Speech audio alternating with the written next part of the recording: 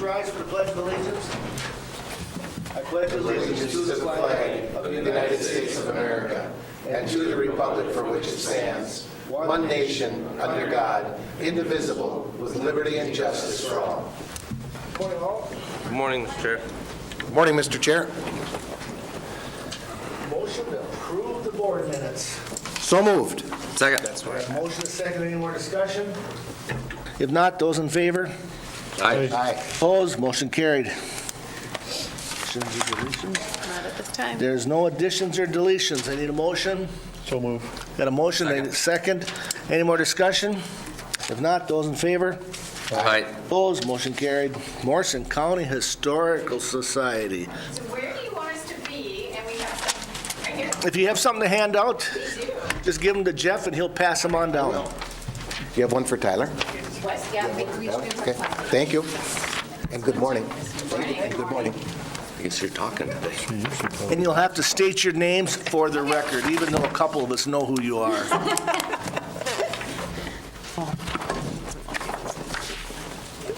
I'm Mary Warner, Executive Director of the Morrison County Historical Society. Camille Warzeka, President of this board. Good morning. Good morning. Good morning.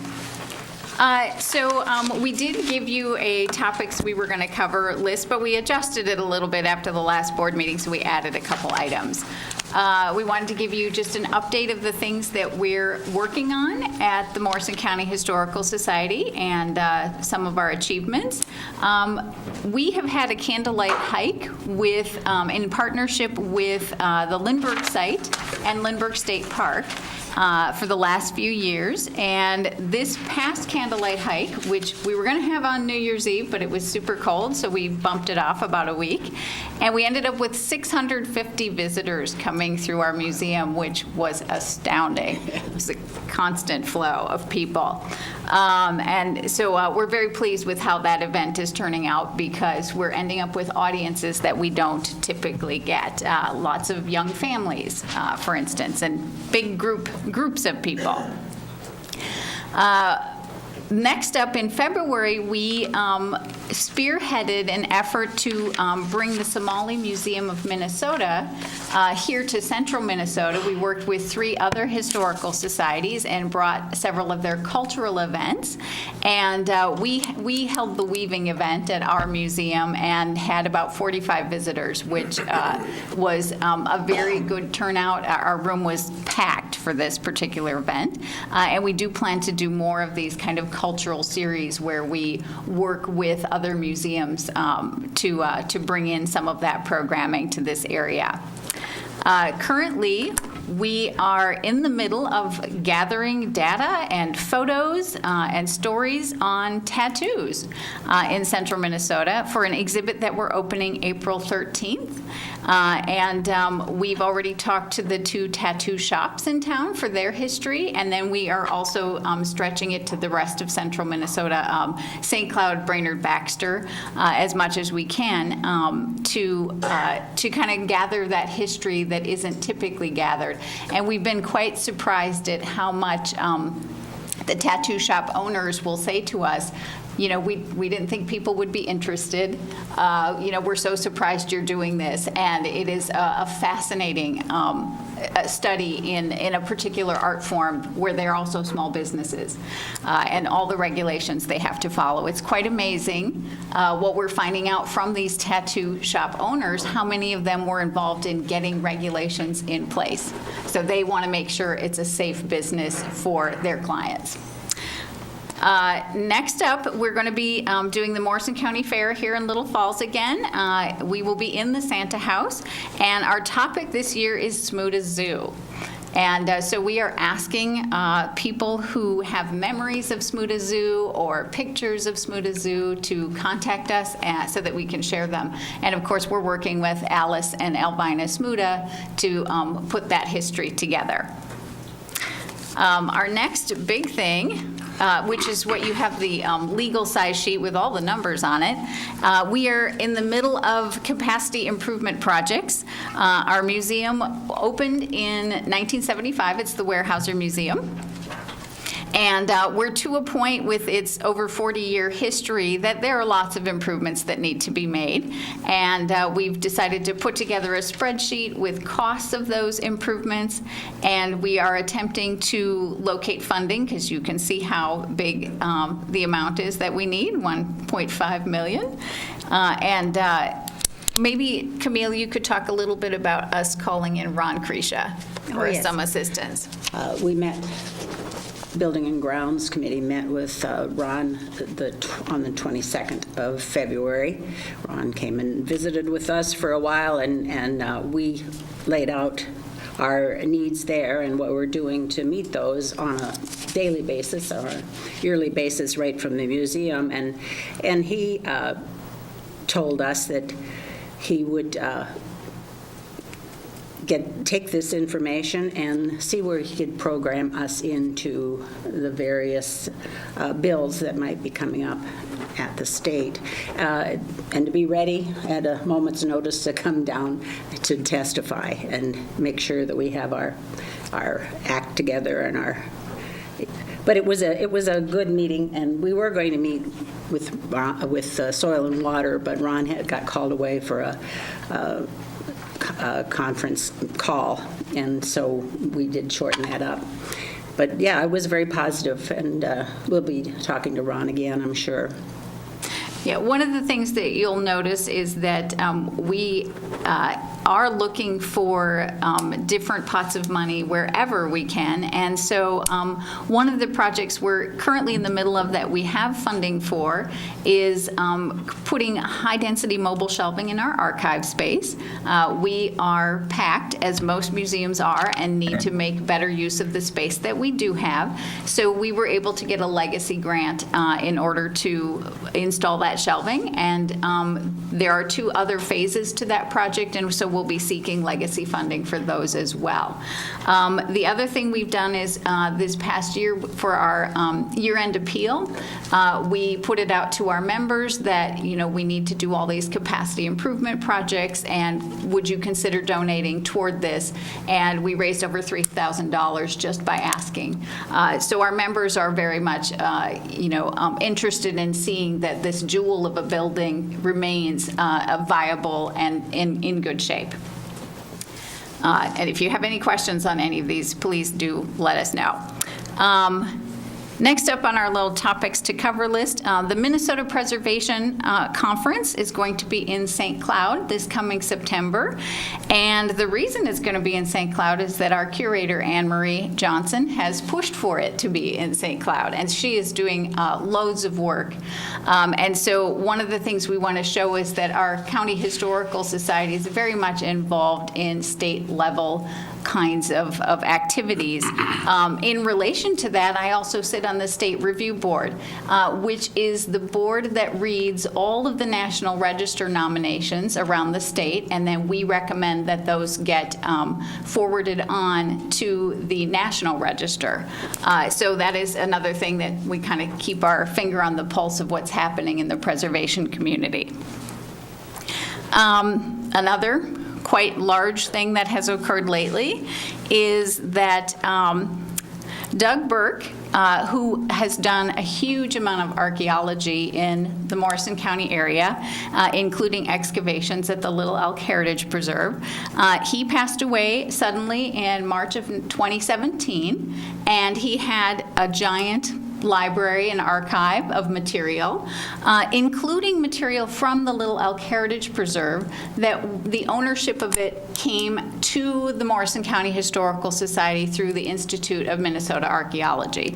When that IMA dissolved, there was a resolution passed that we would get that material.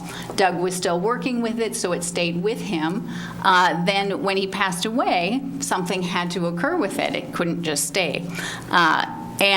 So what's happening is the Morrison County Historical Society is working with St. Cloud State University with their Department of Anthropology to allow them to keep those artifacts on permanent loan and work with them, along with the rest of Doug Burke's collection, in order to further the archaeology and the scholarship on that collection. So we're still in the middle of working on that particular agreement. trying to do it carefully because this is our first time for doing a big permanent loan agreement. But we wanted to do it as a permanent loan agreement in case something happens at St. Cloud State and they decide, oh, we don't want to take this on anymore, the materials will come back to us. But in the meantime, we do want them to continue on with the scholarship and let students use that material to help us learn more about that Little Elk site, which has loads of history on it. One other thing, and then we'll open it for questions. I recently was elected to the Minnesota Council of Nonprofits Board. And so now I'm getting a chance to learn about other nonprofits throughout the state and other ideas about how to more effectively run our own nonprofit. So I'm quite pleased about that. And if you ever have any questions about nonprofits or that level thing, please let me know. Gentlemen, do you have any questions, comments? Mr. Chair, I've got one, or maybe two. Mary, can you give me a little history lesson? 40 years ago or thereabouts, the museum was created, was built. Yes. The structure on Lindbergh Drive was built. Mm-hmm. Where did the funding come from? The funding for that building came from the Weyerhaeuser family. So Bob and Sarah Maud Sievertson and Carl Weyerhaeuser. Sarah Maud was the daughter of Charles Weyerhaeuser. And when they were donating, so what's quite interesting is Art and Jan and a group of people had sort of gotten together to revitalize the Historical Society, which had kind of slumped into inactivity. They had a woman named Jane Moyer who was coming to the meetings as well, and Jane invited Bob and Sarah Maud. She was very good friends with them, and they decided that they really wanted to help the Historical Society create a museum. We had not enough space in the basement of the courthouse, so through that, they said, hey, we'll pay for this, and they actually wanted to do it anonymously. And then somebody blew the secret in a public meeting about who was providing the funding. And so then they were urged to name the building for Charles Weyerhaeuser. They don't typically, they were not the sort of people who wanted the attention put on themselves. Sure. And so no public funding went into actually constructing the museum. But they also realized this is a public museum, and so they wanted to ensure that there was going to be some kind of public support for it. So that, because it wasn't to be a shrine to the Weyerhaeusers. It was to really serve as the County Historical Society. And then the other item that I just want to touch base quickly on is your forethought, and that's exactly what I would call it, is your forethought to get on the State Review Board of Nonprofits. Whether we agree or disagree doesn't make any difference, but the squeaky wheel oftentimes does get a little bit of grease.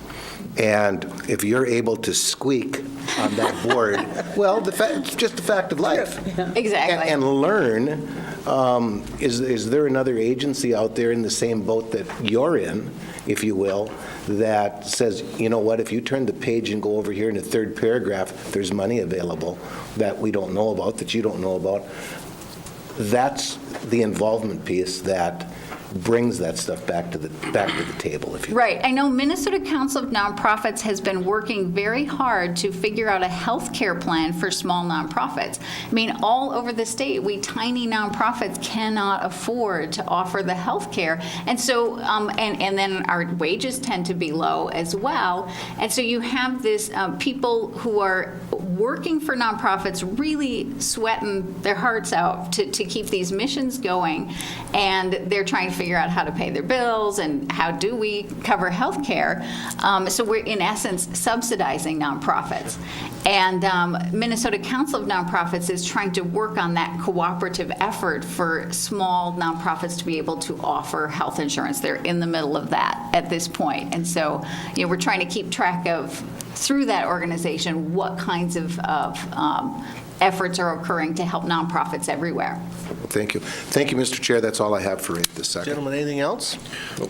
Thank you. Nice seeing you today, Yeah. both of you. You too. Commissioner Wilson. Yes, I'd just like to thank you for all you do over there. If people haven't been there, they should come and look at it, because you have a lot of things there, and this list you have of all the repairs and things that need to go on in the future, it's a lot of money. So anybody that can help you, it'd be muchly appreciated. Thank you. And we're really proud that we have Mary as our executive director. She is so forward-thinking and proactive and does keep us on our toes at the museum. And as a board, we're really pleased with her. Question I have, this National Register, is there an advantage to get on the National Register? National Register, so one of the advantages of being on that is that it can unlock some federal and state funding. So if, say, our City of Little Falls here has the downtown district on the National Register, if there was something that they had to do, they could get a certified local government grant through the state that would help them to maybe redo the fronts of the buildings, that kind of thing. So it can unlock funding sources. There's also a great prestige in it, and people will think before they knock down a building if it is already on the register. I mean, you still can take down a building if it's on the National Register, they just remove it. But people, it really gives them pause before they do that. Another question I have now, when you're going to your space expansion, you have in blue 97,000. Was that money that you got from the legacy? Is that right? That is, yep. So my question is, again, that legacy, they got gazillions of money every year. They get like 400+ million from this. So do you keep reapplying for that if something comes up? Because if you look at 98,000 compared to what they get per year, it's a drop in the bucket. Right, and we do have to reapply for, so legacy is in different buckets, and there's the history portion, and we do have to reapply every year, or for whatever it is, whatever specific project we're looking at, and it's competitive. Right. So, we're not guaranteed any kind of a grant. It's amazing it's competitive at the dollar amount that they have, where it all goes. It's it's supposed to be just for clean water, but then obviously it becomes for the and of course, museums and natural history, art centers and all that sort. So hopefully you can keep applying and maybe help take care of some of these things. We've tried with, our first legacy grant was our HVAC system to upgrade and repair our HVAC system in 2010, and we did get a legacy grant for that. It was just a repair and to keep things going for a longer period of time. Within that, we also did blown-in spray foam insulation in our attic, in our ceiling, and lighting upgrades also. A few years later, as the HVAC deteriorated further, we applied again for that to do a new system, and we were told, well, you already did that. You can't. You had that legacy grant for that, and so there are restrictions within that, and there's a panel that looks at those things and decides, what criteria that they use. We're not real sure, but that's what they do. Now, the shelving is very important because we've outgrown our space considerably, but the companies that do this movable shelving have told us that they can condense things down, like 50%, possibility 50%. So by doing those shelving replacements, each one is really too big to do. If we were trying to do them all at once, we would have to shut down for probably a year. This way we're doing them, phasing it in, and they're allowing that to happen so far anyway. With the legacy grants, we're going to be doing 3 different areas of our museum, and so we should be able to bring that capacity up that we have. Well, again, the Weyerhaeuser Museum is a hidden treasure that Morrison County has, the City of Little Falls has. So if somebody, again, like Commissioner Wilson stated, if you haven't been there, you got to go through it at least once, just to see what we have here. And again, this is, I think it's a great asset to the community. So, anything else, gentlemen? If not, thank you. Yeah, thank you. Thank you.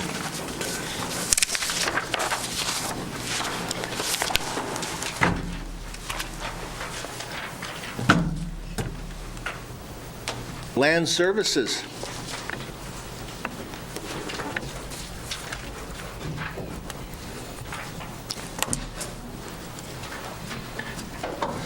Good morning. Good morning. Good morning. So what do you have for us today? All sorts of fun stuff. All right. So every year we come to recap the previous year in the feedlot program. As a reminder, we do have a delegated program, feedlot program from the Minnesota Pollution Control Agency. And so we have a sit down with the MPCA every year to recap really what has occurred in 2018. And so we would like to present that annual report to you. It does require county board acknowledgement that you have seen it. So Addison did put together really a PowerPoint really to kind of recap 2018 and then also let you know what we're looking at for 2019 a little bit. And I think Deb does have, that was emailed to you yesterday, I believe. Yes.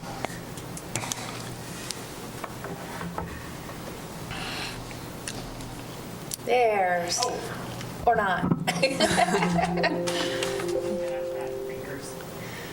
All right, so I'm going to let Addison just go over the year of 2018 in the feedlot, and then answer any questions that you have. All right. So I just wanted to do a little overview here for those of you who don't know what's required of me for feedlot inspections. So because we're a delegated county, and all the counties in green there in Minnesota are delegated counties, we work with the MPCA to provide local support to producers and inspect feedlots. And I'm required to inspect 7% of Morrison County's feedlots, which ends up being 44 feedlot inspections. But we do have a goal of 52 inspections that we have identified in our work plan. And then for 2018, I had 59 total inspections, so I was able to inspect 9.5% of Morrison County's feedlots. Very much an overachiever, Allison. Addison, sorry. So these are the inspection goals in our work plan. So you can see the 52 inspection goal at the bottom there. And so you can, going down the left-hand side, those are all of the different goals that we have for feedlot inspections. So, so sites required to be registered that have never been inspected. And then we also have some inspections at sites with in townships with high nitrates, so those were a big push. The only one that I did fall short on was the infield land application inspections. I started in May of 2018, so I maybe missed a little bit of the manure application in the spring, and in the fall, I had my hands tied with some different enforcement that we had going on in the county, so I did fall short on that one. And then the totals on the bottom, you can see it says 111. I didn't do 111 inspections, but some of those sites doubled up, so maybe some of the sites I inspected, they were proposing construction and they didn't keep adequate records, and they were at shoreland sites, so you can kind of see how those all lined up there.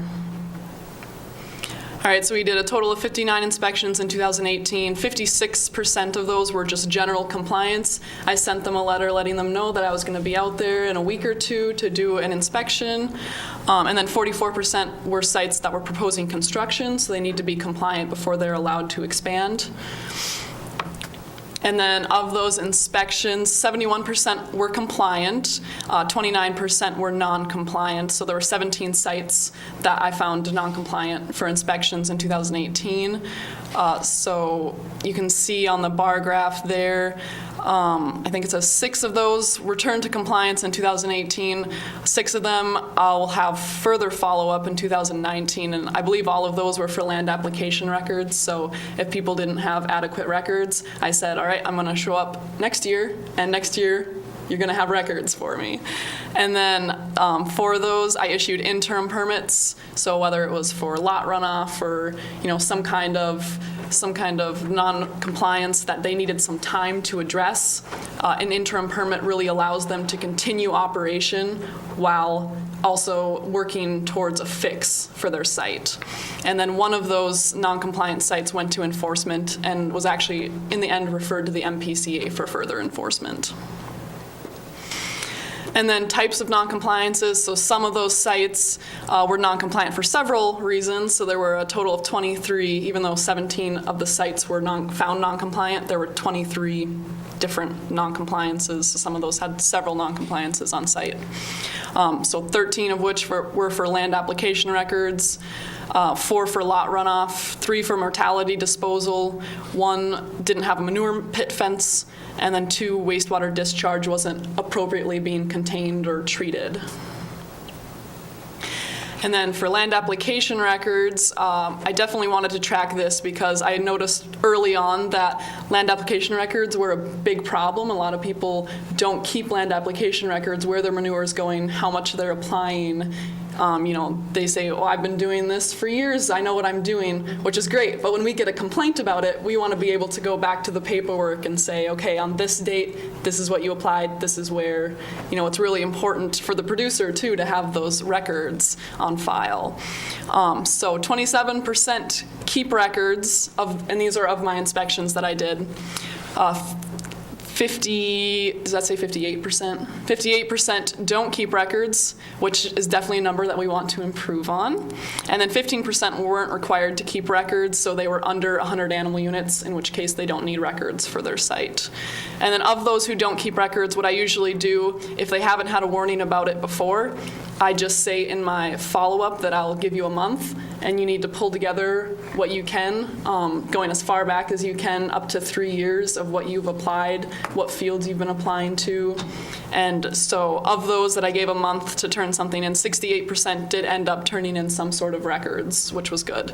And 32% did not, and so those will have further follow-up in 2019.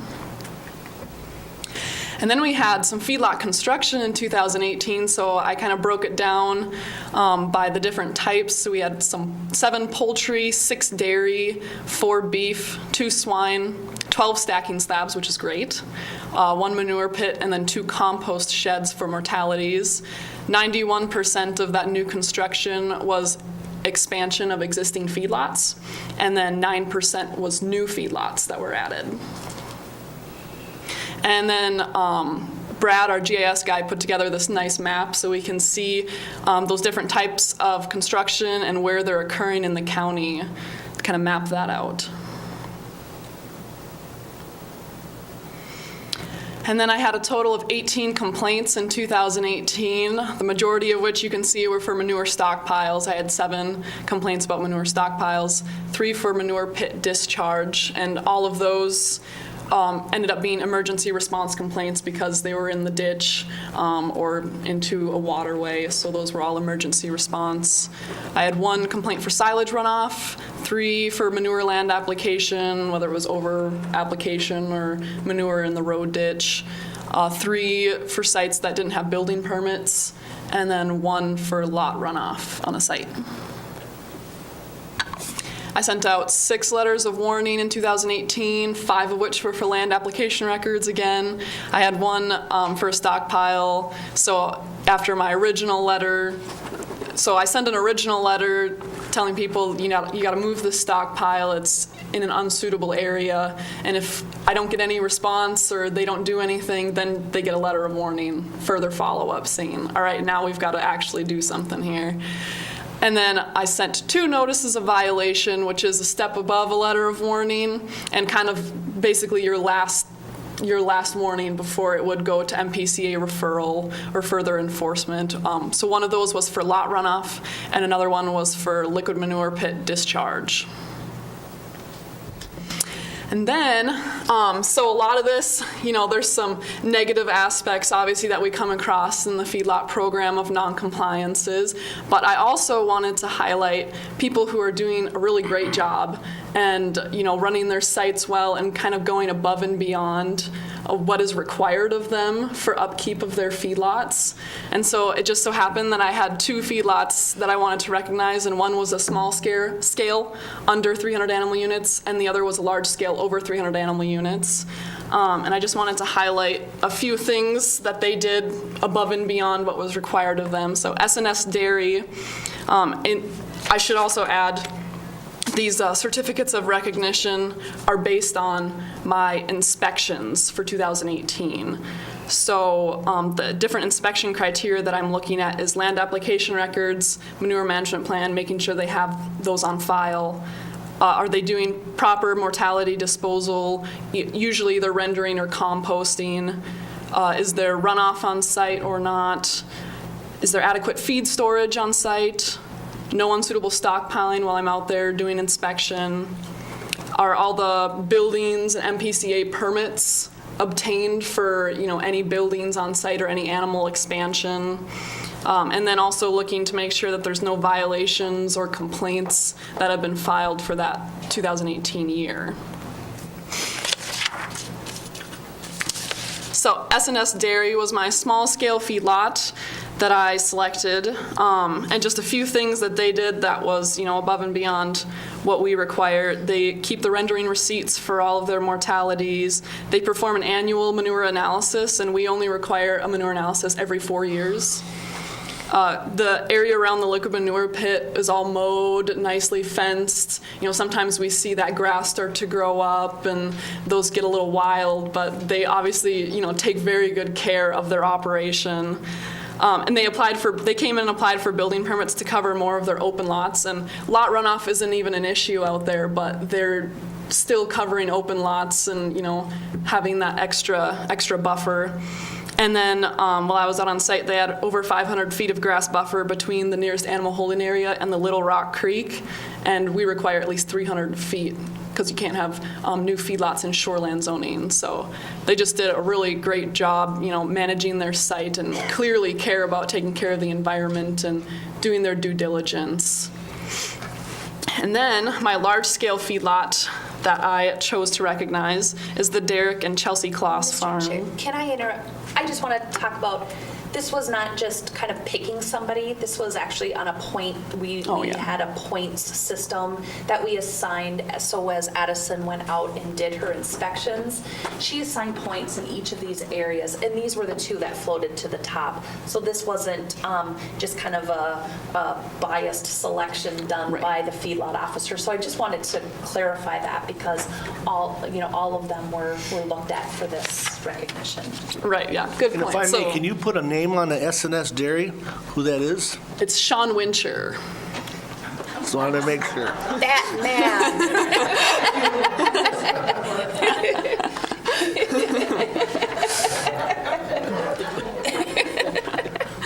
Yeah, so thank you, Amy. Yeah, that inspection criteria that I was talking about, those land application records, mortality disposal, all of that, I'm assigning a point basis on that. So if they're, adequately taking care of mortalities, they have land application records, they get a point. If they don't have, one of these categories, they don't get any points for that, and just kind of totaling it all up.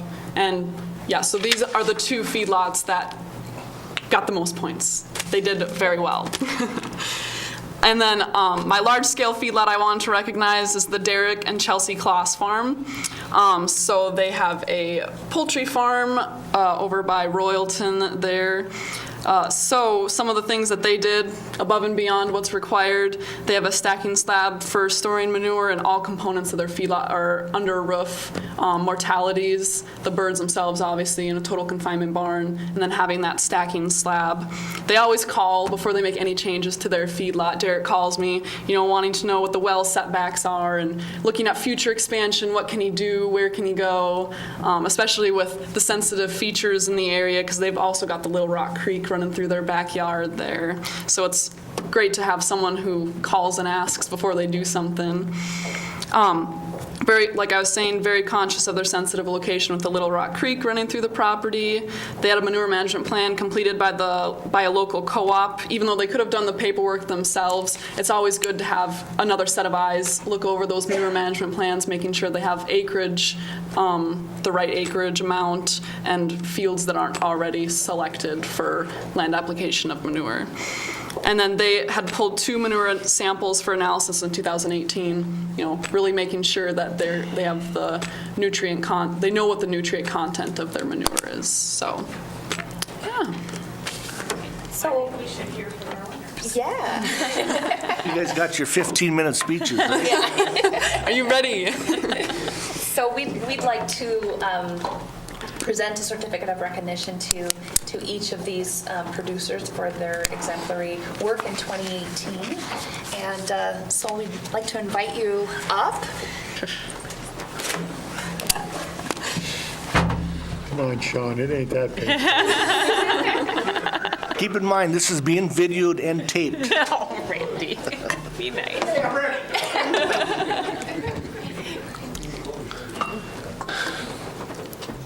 So these just say Certificate of Recognition 2018 for showing exemplary effort in implementing feedlot best management practices and adhering to the Morrison County Land Use Control Ordinance. So thank you guys for all of your good work. Thank you.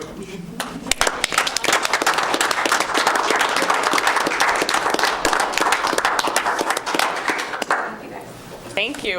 Good Thank job. you. Fantastic, thank you. Now we'll go back to the PowerPoint. Yes. And just to let you know, you don't have to stay around here for the rest of it if you don't. Yeah. But you can. But you can, you're more than welcome.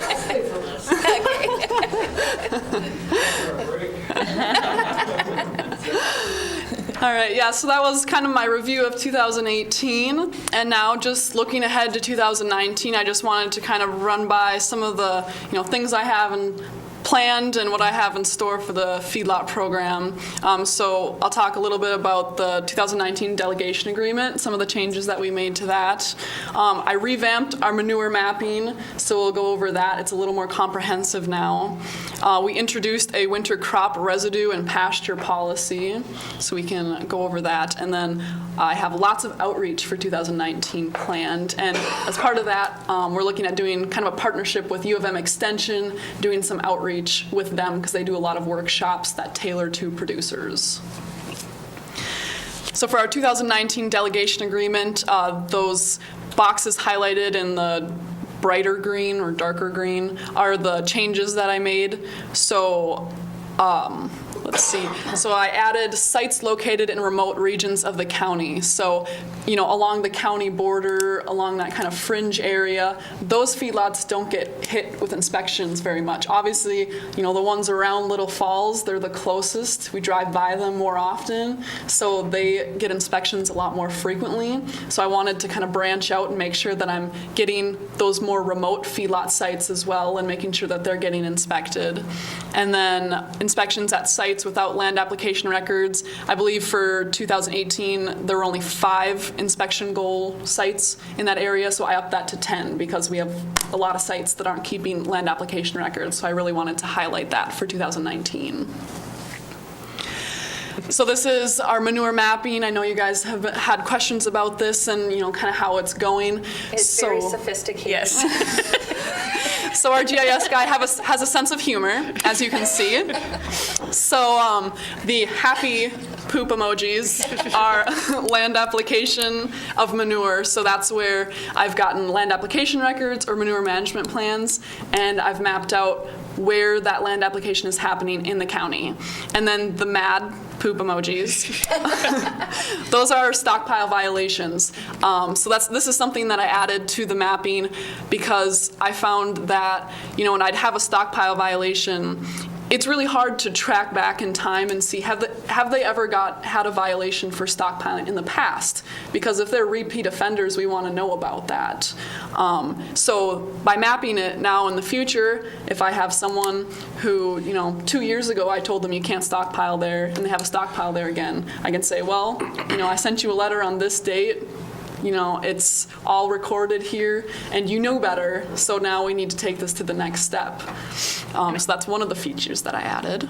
Mr. Chair, I think really this speaks to some of the discussions that you as a board have had regarding nitrate levels in areas and different things that are coming to light that we really need to pay attention to, and this allows that data to support some of those policy level decisions that you'll be, that will be placed at your table. And also circling back, we had just had a discussion about the ordinance and what we were doing about nitrates. These are some of the things that we're doing outside of the ordinance to address the nitrate issue and to get a handle on really what's going on from a nutrient management standpoint. Yep. So some of the new features, I can now outline the tillable acreage. Before, we could just put a point on a field, which didn't tell you a whole lot because you can't actually see the boundaries of where that application is occurring. And so now I can, as you can see there, there's like the hash lines across the fields. I've outlined where the land application of manure is actually occurring on the fields. And then we can now input manure and soil testing information. So if they pulled a manure analysis, I can input that information. If they've taken soil samples and they've got the nitrogen and phosphorus levels, then I can input that information too. So we have all of that in those points. And then the suitability of the soil for stockpiling also, I've gone into the web soil survey and I can do the outline of the field and then save that. It'll tell me what soils are there and upload it to the point. So if I have a manure stockpile and I want to quickly see, is that soil suitable for stockpiling, I can just go to this mapping feature and look, and it'll tell me right there if the soils are suitable or not for stockpiling without having to go through each soil type, and sometimes it becomes a little bit of a lot of work going through each of those. And then so those are all attachments, the manure test results, the soil test results, and web soil survey map. I can add all of those as attachments to those points. So I can pull up the actual document. And then, like I was saying before, I also added stockpile violations to the map. And this is what it looks like. So if you click on those points, I can put the date in there. I don't put the time in there, but that's an option. The species, in the notes, that 233A and 233B on the left-hand side, those are the soil types. Both are unsuitable for stockpiling. And I can put the manure type in there, and then the soil map is an attachment for that stockpile violation. And then on the right-hand side, that's land application of manure. So I have the tillable acreage, the date that they land applied, the species, the manure type, that land application rate, the manure test, the nitrogen test in the soil, the phosphorus test in the soil, whether it's suitable for stockpiling, and then 119B is the type of soil on site. And then I can also add attachments to that point as well. So a little more comprehensive than what we had before. And then another thing that we added coming into 2019 here is a winter crop residue and pasture policy. And really, the reason that we decided to introduce this is because if you look at the Minnesota Pollution Control Agency 70/20 rules, if you're bringing cattle in for the winter and they're just there for the winter and the summer, they go back out, they're on pasture, everything returns to crop or pasture properties, they don't need to count as a feedlot, which is fine, but then in some instances, we have people who are kind of taking advantage of that rule. So for example, I had someone who brought in 700 cows on a 40-acre field that was planted to corn in the summer, and he said, well, these don't count as part of my feedlot because they're exempt under the winter crop residue and pasture rules and MPCA 70/20 rules. And really that is overstocking a 40-acre field, and they're not winter grazing, there's no crop residue left, it's just a lot, really. And so we wanted a way to address those kind of situations. And so we introduced this winter crop residue and pasture policy. So animal manure or manure contaminated runoff from any pasture into a sinkhole, fractured bedrock, well, surface tile intake, mine, quarry, waters of the state, or other natural or constructed channels that conveys fluids to surface or groundwater shall immediately take one or more of the following actions to remove the public health threat. They can either reduce pasture stocking density, improve their management practices, and or register the animals with the appropriate animal feedlot permit, and address the public health and pollution hazards on site. So we're putting those options in their hands of how they want to manage that, but we do need to, we needed to clarify really what pasture residue actually looks like and at what level you need to be maintaining it before you're creating lot conditions, because that's what we're seeing. And so, and then those rise to the level of needing to be registered. So we just needed to further clarify and define what that looks like. And I know other counties have gotten into some sticky situations where, they have someone who's saying, well, these animals don't count as part of my feedlot because they're just here in the winter. This all returns to a cornfield or whatever. And if the county says, well, no, we need you to register these, and they don't have something in writing that really conveys that, the county is then in a sticky point if that person wants to try and fight it. So we wanted something that very clearly says, these are the guidelines at what point your winter pasture crop residue needs to start counting towards your feedlot. And we really wanted to take it from an educational standpoint to let people know this is when this is rising to that level, this is when this isn't, so people understand what that means and what we're looking at, not so much to wave it in their face and say, hey, we've had this policy. It's more about, hey, this is what we're looking at for grazing, and this is what, these are what your options are if you stock to that level.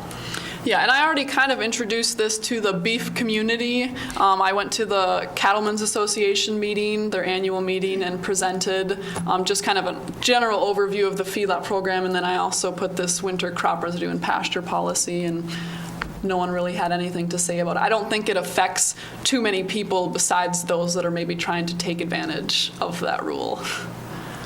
Mr. Chair. Commissioner Blaine. Can you turn your mic on, Greg? Thank you. Good job. Sorry.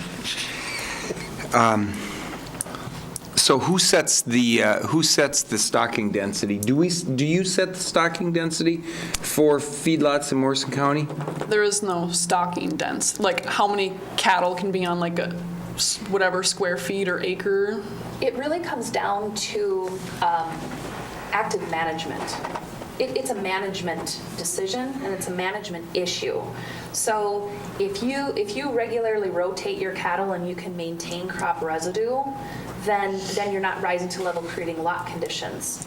I think what Addison illustrated was an extreme example of what we are seeing, and so it's really a manner of how you're rotating your cattle through pasture during those times of years when you are grazing on pasture residue or crop residue. Mm-hmm. And determining what density you need to be stocking at to maintain those conditions.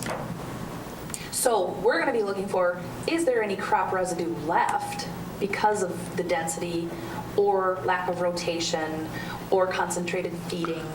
And so we're just looking at, is there any crop residue there? Is there no vegetation at all? And are you having to supplementally feed to the point where you're creating lot conditions? So there is no magical number. It's more of a management. So, Mr. Chair, if I may, so then we're looking at if a producer then is I'll say winter harboring cattle, Right. For example, on a cornfield that was combine, and so we have corn stubble or we have corn residue there, the stock residue is there.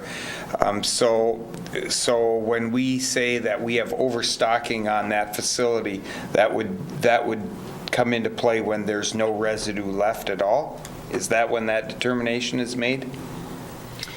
Well, Do you have another slide that demonstrates yes, that? we have some pictures, so maybe that'll help. Okay, so these are kind of, this is what we're looking at. This is good management. You're rotating bales around. You have pretty low density of cattle on your crop residue or in your, winter pasture. Then if you go to the next slide, if this is what it looks like in the spring, we probably want to be considering that as part of your feedlot because the management is creates lot conditions. And these are also extreme examples. But going back to our policy, it's a health threat because you're affecting waters of the state, you're affecting groundwater, and we need a way to manage that. If they're not even registering and we're not going out there to check on these things, this could be happening, and there would be no me in place to check that along the way. So really, it's communicating with the producer the difference between the previous slide and that slide, and really the line that we're looking at as far as when you're creating lot conditions versus when you truly are grazing on crop residue, where those animal units do not need to be counting towards your registered animal unit numbers, because when you pasture, they don't count towards your animal unit numbers. But if certain times of the year you're creating conditions like this in your pasture, then you're moving into open lot. And, we have issues too where those people are claiming, well, these aren't part of my feedlot because they're just here in the winter. This is exempt under the 70-20 rules, and they go back out to pasture in the summer. And that could be a difference between a Tier 1 and a Tier 2, or a Tier 1 and a Tier 3 for them, which is a CUP meeting, in which case they would be coming in front of, the board to get approval for that. And so if those need to be counted as part of their feedlot, then that's something that we need a way to address at what point they need to be considered part of your feedlot. So I'll acknowledge, or I'll concur with you that the two photos that you show would be extreme. Well, yes. I'll say that photo is extreme. Right, yes. And that looks more, well, and of course we'll also concur that that's unacceptable. Feedlot arrangement. I guess the point I'm making, and maybe I'm going about this in a roundabout way, but I would rather that your office and you as individuals or your staff would be the ones that would make that determination, rather than letting or having pollution control or state bureaucracy come in and say, we're going to tell you what the stocking density should be on a farm in Morrison County. And that's exactly the intent of this policy, is to keep that local. Very good. Question I have, Addison. I know, I did it. Close. I even had your name written down.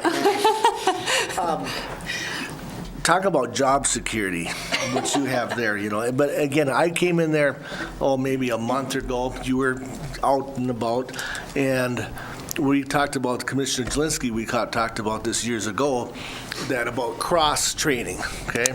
And again, everybody was so helpful, but all I heard was, well, I know Addison has it here someplace. I know Addison has it here someplace. And we did find it eventually, but that's just a comment, or, it's not a question. But moving ahead, when someone comes in and applies for a Tier 1, Tier 2 barn or whatever, I've had this come up to me a couple times now. Well, they're part of the manure management. They set, because everybody needs X amount of acres, whether it's 800 or whatever it may be. And at the time, we're not checking if that was part of a manure management. So Tier 1, they want to put a chicken barn there on a farm or on a piece of land, but already that's part of the manure management, if you understand. So are we going to have checks and balances with that eventually? So if someone comes in and asks for a permit and they want to put a chicken barn up or whatever, well, you can't do it because this land, or you can't use this land for your management when they come in for a CUP because it's already given to someone else.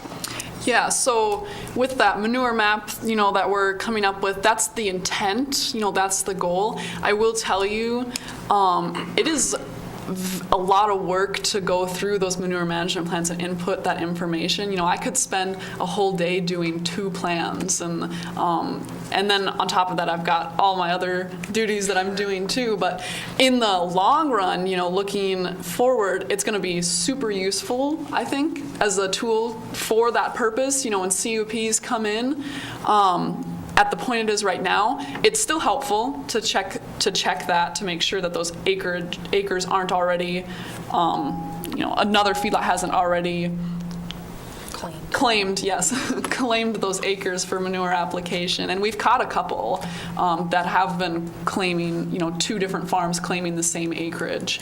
But it's, with 618 feedlots in the county, it's going to take a while to get all that information together and then get it mapped. So right now I'm actually backlogging and I'm going through all of our feedlot files and finding old manure management plans and land application records and putting those on. But that's certainly where I want it to go in the future, is us to be able to pull up a map and check to make sure, yep, none of those acres are, claimed, you're good to go. So I definitely foresee acreage for manure application being a limiting factor for feedlots coming in. I know, just the ones that have come in so far in 2019, that's their biggest struggle, is finding acreage for manure to go on. So it's definitely something that we're paying more attention to, and that's the purpose of that map. One more thing, Commissioner Blaine. A week ago or here recently, we talked about the LISA scoring and that strategy on recognizing and how we classify land in Morrison County. Will this manure mapping will that information be useful or utilized in that LISA scoring? Or has that been thought through?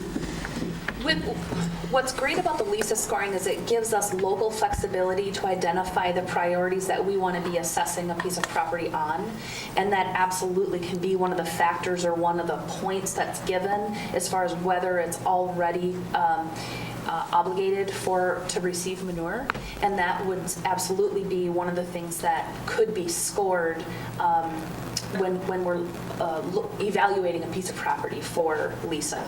Okay. Anything else, gentlemen? I just noticed on the photos, I'm glad you used some common sense when it comes to spring versus winter, because this spring the feedlots in the pastures will look terrible. Oh, yes, So for sure. the photos can do that sometimes, because when the ground's frozen, it's totally different. Oh, Yeah. yeah, absolutely.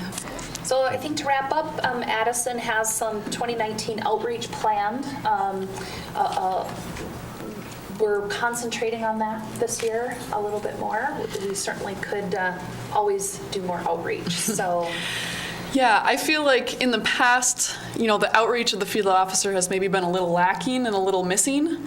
And so, like I was saying before, we're looking at doing a partnership with the U of M Extension and kind of looking at some different workshops that we could do that tailor to some of the rules that I enforce, and just to make sure that we're setting feedlot owners up for success and we're not catching them on the backside. Because if we can educate them beforehand, that's the best way to do it.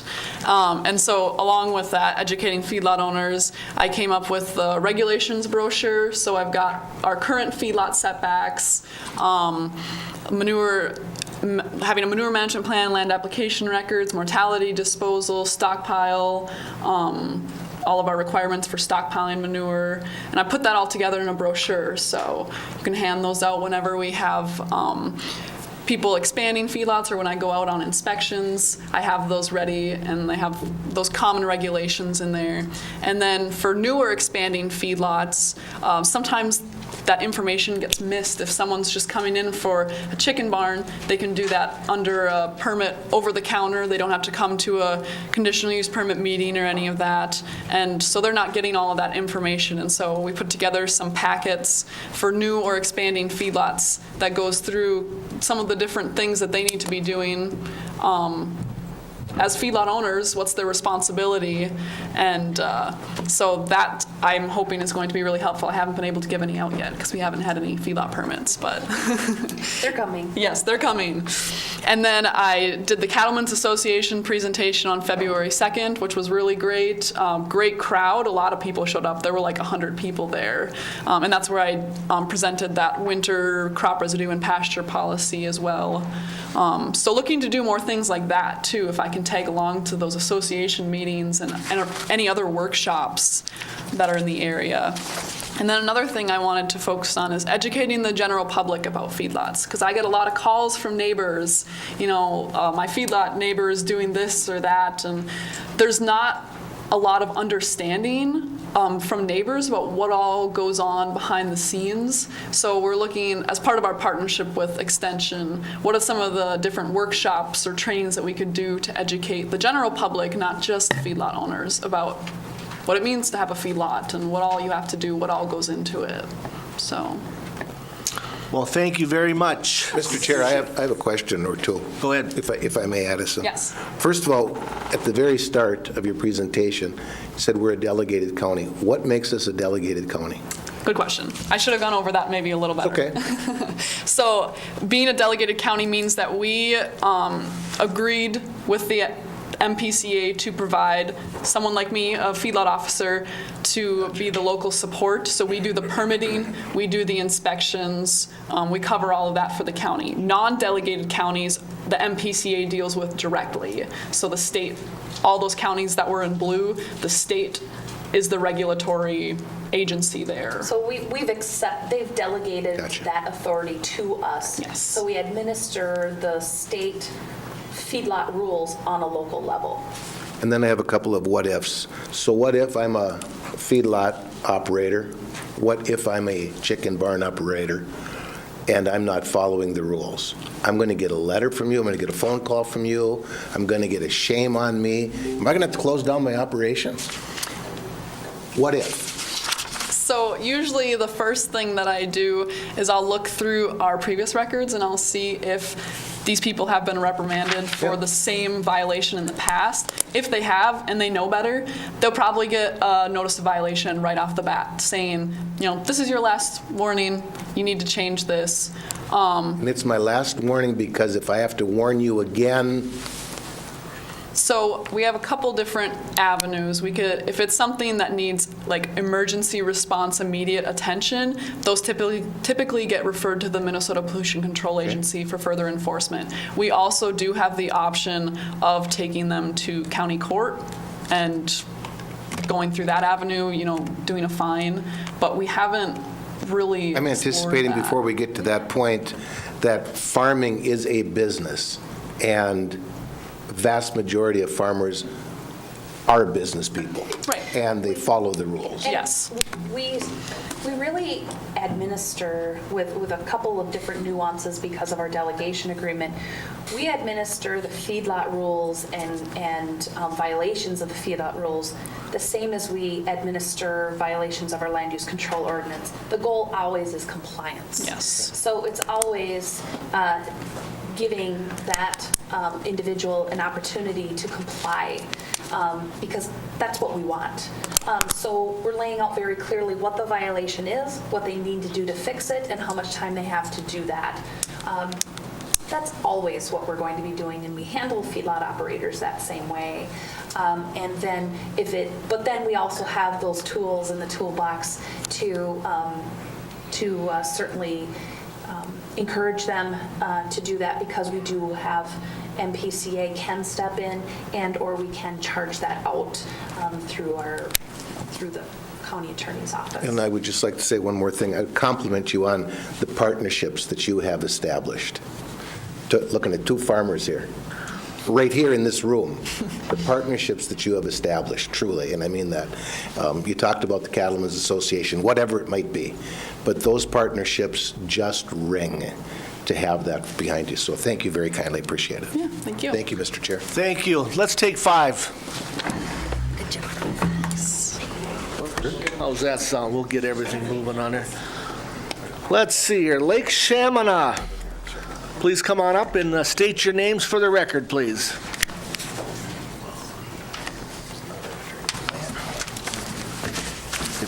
Morning.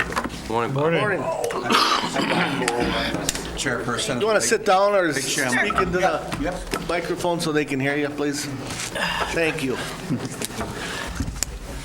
I'm Bob Cole, Chairman of the Lake Shamana Lake Improvement District. Cindy, I'm okay, sorry. go ahead. Cindy Cavern, Cindy Cavern. I'm on the board for the Improvement District. Rick Rosar, also board member for the Lake Improvement District. Good morning. Good morning. Morning. we've sent you this brief update recently, and Cindy put it together, and so she will lead the presentation going forward. Perfect. Thank you. Mr. Chair, members of the board, my name is Cindy Kevern again. I'm here to talk about the activities that's been going on since we last visited in October. I should also mention we have two board members that are not with us today, Don Ogilvie, who happens to be in New Mexico, and Fred Combe, who is working hard in the Twin Cities today. The first thing, and the thing that we've worked on probably the hardest, is working on engineering firm. If you remember, in our budget, we had some money set aside to look at two things. One is route analysis for our high water project, and secondly, a preliminary design. So we set aside some time this last fall to work on that. We developed a request for proposals, or an RFP, to hire an engineering firm. And on January 9th, 2019, we issued that RFP. And I'd like to just kind of read what we see as the overall goals of this. The goal of the RFP is to hire an engineering firm to assist in determining a solution to the high water problem, which includes the development of a detailed plan with environmentally sound solutions to manage and reduce the water level. We also have the overall goal to find a solution that is the most feasible, most cost-effective, and timely. In addition, we state in the RFP that we wish to minimize ongoing maintenance and future operating expenses, and we're trying to use that overall goal. We stated it to our firms, and we're looking at hiring a firm that can help us best meet those goals. Included in the RFP were 5 steps, so we actually looked at beginning to end of managing this high water problem. And we did that even though we only have money for the first 2 steps, because we wanted to find out what it would cost us for the engineering firm for all of those 5 steps, and kind of hold them accountable if we were to hire them. So we included 5 steps: the route alternative analysis, surveying, and preliminary design are the first 2 that we've talked about within our budget process. Third is plans and permitting. Fourth is final design, construction plans, and specifications. That's where they actually would determine the bids and look at hiring a contractor, construction contractor for the project, and then project administration over construction. The RFP also included project deliverables expected of the firms, project requirements, responsibilities expected of the selected vendor, required skills, project schedule, and expectations for the vendor. The proposal due date was February 15th, and we posted the RFP on our website. Now, in order to find some firms, we actually talked to Soil and Water, we talked to the DNR, we talked to Options for High Water, the OHW group, and we actually came up with 15 firms to send our RFP out to. In response, we did receive several letters from firms that the scope of effort did not meet their current workload and staffing. Several of those firms were in the Twin Cities, and that might have played a role as well. But we did receive 3 proposals by the February 15th deadline. The 3 proposers included Houston Engineering, Moore Engineering, and Whitsett Smith Nolting, or WSN. And of the 3 proposers, WSN and Houston provided complete proposals responding to the scope of work and budget that was included in the RFP. However, Moore did not respond to the scope, they did not give any detail, and they did not provide any cost information. Calls were made to references. Bob Cole and Rick Rosar made some calls, and we received positive comments for all of the work that was accomplished by the 3 vendors. And on February 26th, our board approved Houston Engineering and WSN as the finalists for the engineering effort. And the interviews were scheduled for March 11th, which was yesterday. We interviewed both vendors, had very good discussions with both of them, and we expect to make a final decision on the selection at our board meeting scheduled for March 22nd, which I believe is next Friday. So that's where we are with the RFP, and I'll make some kind of next step comments at the very end on that project. Mr. Chair, Cindy, can I ask a question? How Sure. did the proposals come in for cost? Did they fall in line with what it is you have for available funding Yes, in the budget? yes. Okay. And, you know, I in my previous career, I worked on RFPs a lot, and there's always a question of whether you include your budget or not include your budget. We made a decision to include it in this case because we had such limited funds. So we wanted the vendors to know that we only, for example, had $35,000 for step one.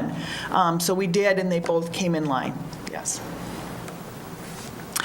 Secondly, we wanted to talk a little bit about an update on inclusiveness with other interest groups, as we talked about this past fall.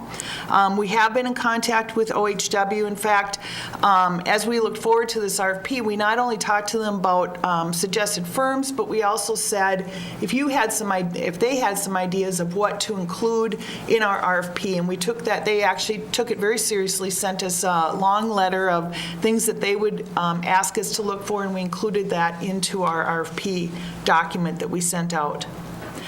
We've also been in contact with them to talk about their testing. We think that information will be very helpful to the vendors. In fact, some of the questions that we've gotten from vendors is about that testing. We asked them for some specific information. They have shared some generalities, but have told us that they believe their testing is proprietary and have chosen not to share it with us. So we'll keep asking. Hopefully someday we get some more specific information. We've also been in contact with the concerned property owners to gain an understanding of their issues, some phone conversations, and also some emails going back. And they've also attended our board meetings.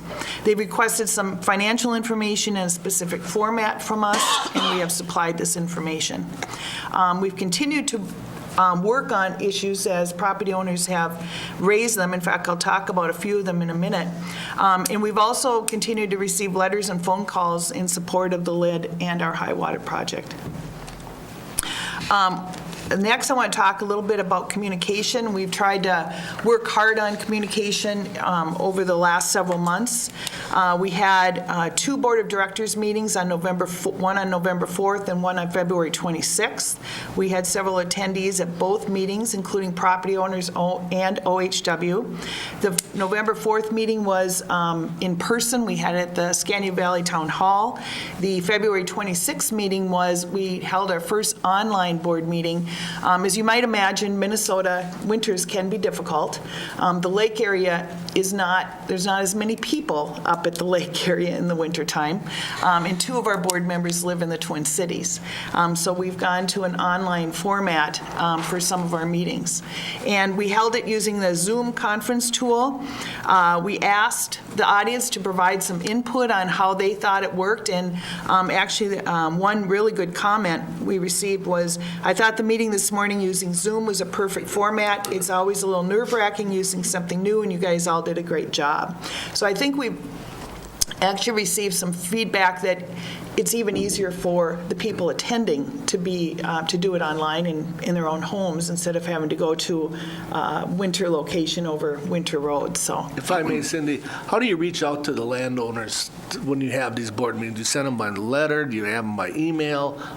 And how many attended each meeting? Do you have roughly count on those? Sure, and I'll mention that in just a minute. We do post it on our website, and then we've gone to this electronic newsletter, so people actually get emails from us as well with the announcement of the board meetings. We had, and I'm not going to be exact, but the numbers aren't large. I think both meetings we had around 4 to 6 people attend, so we do not have a huge attendance. Not as many as you have attend your board meetings. We have tried to make some other changes. We've made some changes to our website. The person who maintains our website is actually the same person that does it for the Lake Association, and she does a great job. She's a volunteer. But we did have some feedback that it was hard to find information. So she has worked at that and has done a very good job of just, you go there, you link to reports and updates, and you get right into our information. We've included on our website documentation of all our board and lid meetings. Just a quick list of some of the things out there: engineering reports, RFP information, financial and budget information, the flood ordinance that we'll talk about in a minute, meeting announcements, and other information that may be of interest. We did receive unsolicited feedback from our vendors in the RFP process. They found it very helpful. They both, or probably more than two, but many went to the website and said, it was really helpful to have all that information out there. And then on February 19th, we sent out our first electronic newsletter to property owners. And to answer your question, I think one of the difficulties we have is that to do paper mailings to people gets expensive and difficult. I mean, we spend almost $250 to $300 for each mailing. So we've gone to this electronic newsletter format. We actually hope to send out our second this week. We'd like to get to a monthly format, and that included in that then would be an announcement of our board meetings and also a link then to the websites for further information of how to. Question, Cindy, when you have these board meetings, do you plan them like here at our county board? I know when we're going to have a meeting in December. Do you guys do that too at the annual meeting or something like that? Have a schedule so just in case someone doesn't have email or whatever, they know when these board meetings, or do you kind of shoot from the hip and say, okay, we're going to have one on Tuesday versus Wednesday or whatever? Mr. Chair, it's really been more the latter than the former. We're a 5-member volunteer board. We don't have the issues that you have to deal with on a regular basis. Quite frankly, our sister and brother LID boards have usually one board meeting a year in addition to the annual meeting. So we've tried to, because we're in this high water project, because we have more issues to deal with, we are, I'll call it beefing up and having more board meetings. We're hoping it'll be easier once the ice comes off the lake and we are at the lake more. I think we'll probably have more regular board meetings. The other struggle we have is 2 of our board members work. And of course, this is a volunteer effort. So getting the 5 of us to be able to attend at one time is also especially difficult in the winter. Thank you. Mr. Chair, I have a quick question for Cindy. I like the idea. It's a new life that we're living. I understand it's 2019. If you can do this electronically, wonderful, good for you. But I do not have any access to electronics. Yes. Are you sending everyone paper and electronics, or are you doing your best working towards those of you that are available electronically? Good grief, we're going to push it out electronically, and those of you that still need or really desire to have paper, we're going to accommodate you, which has got to cut your cost by a lot. Is that what you're? Yes. Is that what you're doing? Yes, Commissioner. We're actually we have mailed out letters on October 30th and January 11th. We're probably going to do another one this spring. So the sweet spot really is to do mailings, but probably on a monthly basis through electronic, so that we can, and also, quite frankly, to try to get people to go to our website periodically so they can get that information. Thank you. Thank you very much. So you took my thunder on the letters. And then lastly, one of the communication vehicles we have is actually the Lake Association. Bob attends the Lake Association board meetings. He provides an update, so there's that communication as well on activities that they have. The Lake Association will have their spring meeting in May, and will provide some information in terms of in their newsletter that they'll mail prior to that meeting. So people will also see a little LID information in there. We also, you had asked about the orders of establishment and the petition. We're aware of the petition to terminate the LID. We understand that the county has asked the group spearheading the petition to provide information in the next few weeks on its status. We just ask that it also is also helpful to us to receive any information that's provided to the county. And at this point in time, Mike Wilhelmsen, who is participating and leading the charge, came in the other week and is looking at ownership, working with the Auditor Treasurer's Office on Can you tell me who Mike is? I know who it a is. gentleman who's spearheading the effort. Anyway, he is working on that, quite confident that that termination petition will go through with the number of signatures that they have, but we have no information yet on that in terms of specifics. Once we get that, petition and the responses, that's when the 30-day timeline kicks in which we'll be verifying signatures and petitions in terms of if it bumps to that over 50% of valid property owners or participating member property owners, then we institute a process that goes to you with the question of whether or not the lid should be terminated. So that's how that Yeah, but if plays I out. may, this is to you, is there a timeline on the timeline? You know what I'm saying? So to get this petition to you, is there a timeline on that? We've been advised that no, there's not. And the advice would be that given the, reasonable people disagree, but what we've been advised is that there isn't a timeline to get that to us. However, once we get it, that's when the timeline kicks in, which is how petitions work and how most statutory petition processes work. And so that's what we would go under, and that's how we will operate with that the advice would be to respond if given, or if receiving, I should say, that petition. Thank you. We'll see. We'll keep in touch and let you know if that's what we receive or when we receive that. They're working on it. Yeah, and Chairman, Commissioners, I think also, and I don't know if I heard you say it or not, Deb, but there's also a public hearing that's part of that process as well. That initiates that process, which would be then ultimately you are posed with the question of whether or not that exists. But yep, there's communication out, there's a public hearing process that needs to take place with that. Absolutely. And then with the orders of establishment, if you recall last fall, we worked on, maybe it was in summer, worked on the orders of establishment and looking at making some changes to it. We received, I'll call it an edited version from the county. We responded to those edits on December 21st, and we really look forward to reviewing any further changes to the establishment order before it's sent out. Yep, and the process with that, just to remind everybody so we're on the same page, is that we were going to schedule and meet with the board to determine, I look to them as far as what version is it you want to put out, because there are some changes that the lid requested that differ from what it is that we had talked about when we last met with their legal counsel. I'm going to look to the board for direction on what it is they want to put out for comment solicitation, and so that would go out in a mailing to the property owners that would be allowed the ability to comment on what version and what the components of that orders of establishment would include. We would get that back in order to develop what it goes out to public hearing ultimately. There are questions about funding, there are questions about authority, there are questions about some different components in terms of operation that we want to take a look at. That was going to happen in March. But with that petition to terminate, it's kind of one of those where we're waiting to see. I had talked to the folks organizing the petition and let them know that we're not going to wait forever because we need to move forward, especially making sure that we're ready for any type of change with orders of establishment if it is to occur, that it does so by funding year of 2020. And so in order to move that process along, we need to get going. And so I'm hoping in April that process resumes, and we would meet with the county board at a planning session. I'll let you know when that is to talk through those changes that are requested, those changes that are proposed right now to what goes out for that comment period. Good. In looking forward to 2020 budget development, the selection of the engineering firm and the completion of those first steps will really help us with that development of the budget.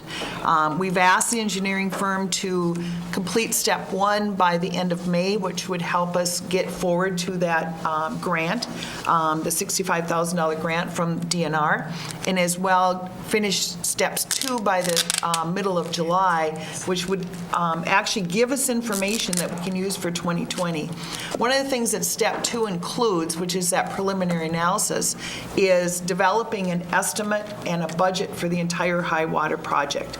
So once we get through step 2, we'll have some information that we can use for that 2020 budget development. So we think both firms felt confident that we can get through that work in a timely basis. So we're fairly confident that we can get that information and in time to actually develop our budget, get the information out. If you remember, when we talked about the establishment order, we talked about some timelines to actually send out information to our property owners so that they have our budget ahead of that annual meeting. So we expect to meet that timeline. Mr. Chair, is it your goal to have the full project funded for 2020 in that budget? There's options for funding, if you recall. Well, first of all, the project, I'm not sure when the project will even be done. Will it be completed in 2020 or will it go into 2021 at this point? I anticipate it going into 2021. So I'm not sure that it would even, if we wanted to fund it through our normal assessment process, I'm not sure it would hit all in 2020. Secondly, there's that question of whether we're going to do a 429 process. The advantage of that is then you can create a mechanism for people to pay over time. So that's a second question that we have not dealt with yet, that we'll have to talk with you, obviously, this summer, depending on what those costs are. So I'm not sure I have a full answer to that question at this point.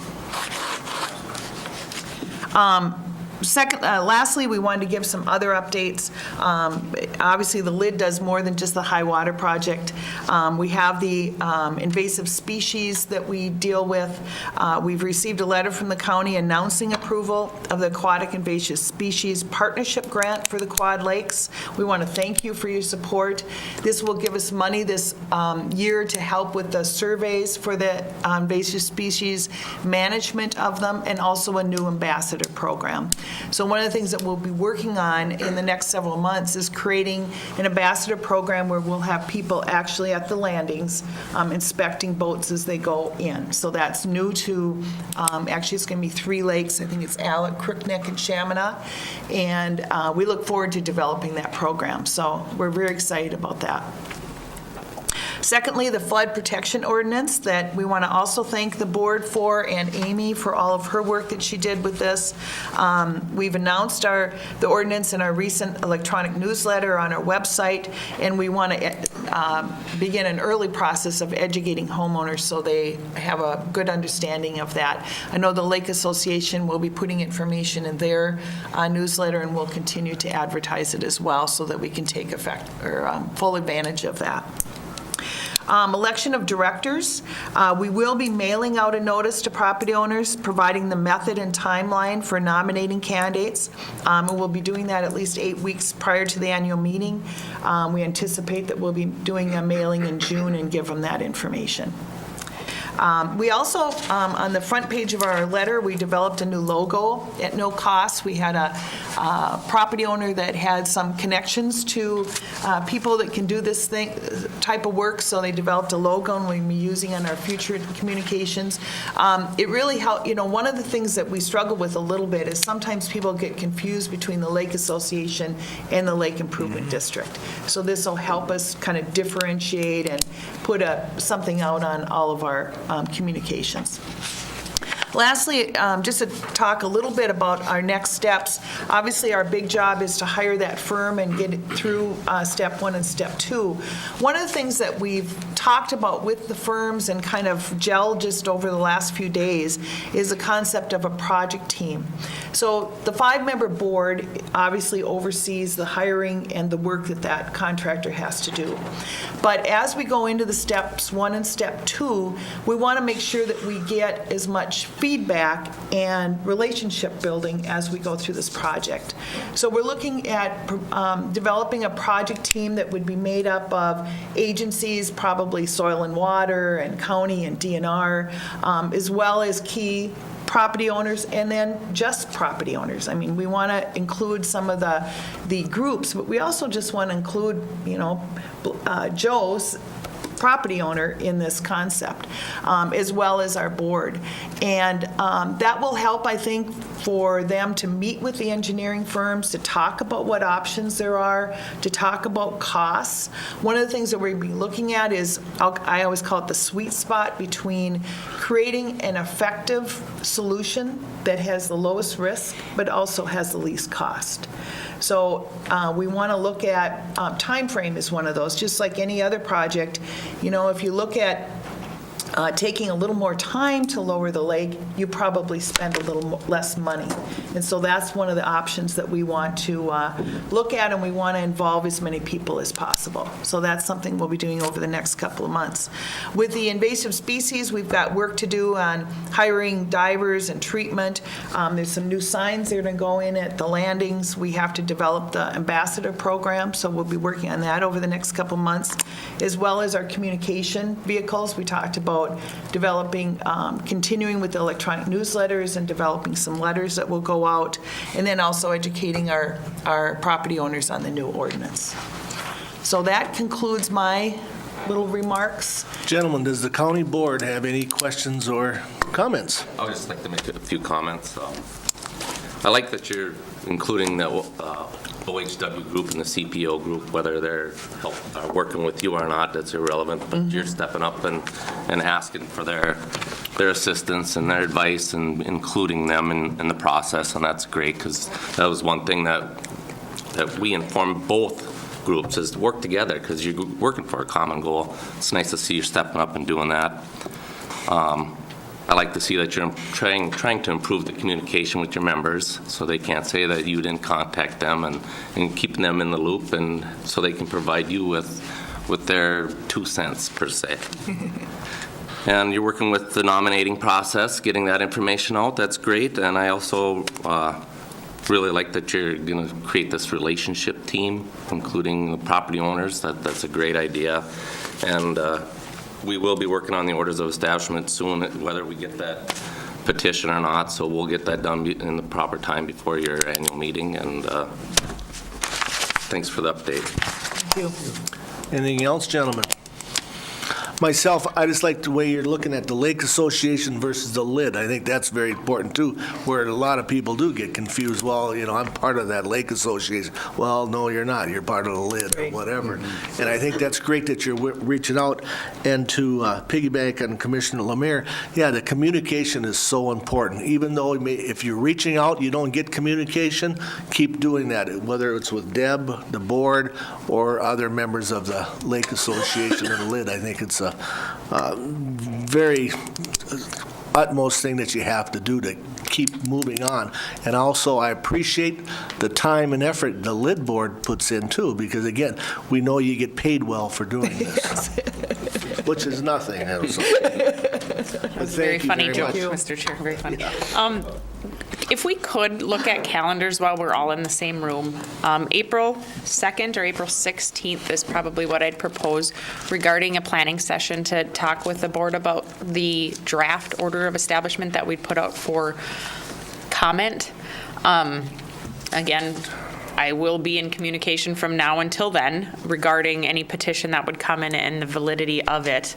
But I think it'd be good to get something on a calendar to talk about that. What was this? What was it, 2 dates? April 2nd? April 16th would be the second one? middle. I think maybe that one might be the best to shoot for. Okay. At our normal Tuesday morning planning session at 8:30. Plan on that if you can, unless there's something that you're telling me right now that really wouldn't work. But it's going to be hard. I recognize your schedules are tough, but this is something now in the board's hands, so I want to go by what they can. And I would also like to communicate with Deb, if that doesn't work out. I know we're putting this in front of you right now, but you have 2 other board members, so if it doesn't, hopefully we can. Okay, why don't we do that? Why don't we get back? We have Deb, 3. Is that okay? Yep, we have 3 planning sessions in April, the 2nd, the 16th, and the 30th, because there are 5 Tuesdays. Yep. The 30th gets a little late if we want to keep on timelines if that petition isn't valid and we don't move forward with that. So I guess I would, at least to get that draft for comment out there is important, because we then are going to have to do a public hearing and move forward with all of that in time for the annual meeting. So. If I may, Deb, could we have one after a county board meeting too, if we wanted to? We could. I guess I was looking at your typical schedule. Just to give you more options, because again, Deb makes a big thing here. It's a timeline issue, so if none of those dates, I would like to, We meet on Tuesdays, every Tuesday. The planning session typically is what we would go with. Yep. If we want to schedule something else, we'll talk with that, but. Okay, we'll get back to you. Okay, perfect. Sounds good. And thank you for all your support. I know it's been a difficult process, but I think we're muddling through. So thank you for any support that you've given us. We appreciate the money, I'll tell you that, on the AIS. That's been very, very helpful. Somebody said, Mr. Chair. Mr. Chair, I Oh, did. okay. I got a Commissioner couple Wilson. questions. Route alternative analysis, are you looking at a different route than what you proposed last year? Yes, so it would be looking to the north, it's really the northeast corridor, I'll call it. It's a touch north, touch northeast, or east. But if you can just kind of picture the lake, it's that northeast corner that we're looking at. Yes, correct. Okay, and when you do the first two steps, we still will have nothing from DNR saying that they'll allow this, or that's kind of step 3, right? Yes, although, Commissioner, one of the things that both vendors have said is that involving the DNR early is very, very important. So even in looking at the route, the DNR will be involved in that. So while they won't be signing their name to a permit, they certainly will be giving feedback on what they consider a realistic alternative. So the hope is that you've had enough communication with them, discussions with them, that we're selecting a route and doing that preliminary analysis was something that will actually be approved and permitted. Okay, thank you. Anything else, gentlemen? Thank you very much. Appreciate it. Thank you. Drive safely back. Yes.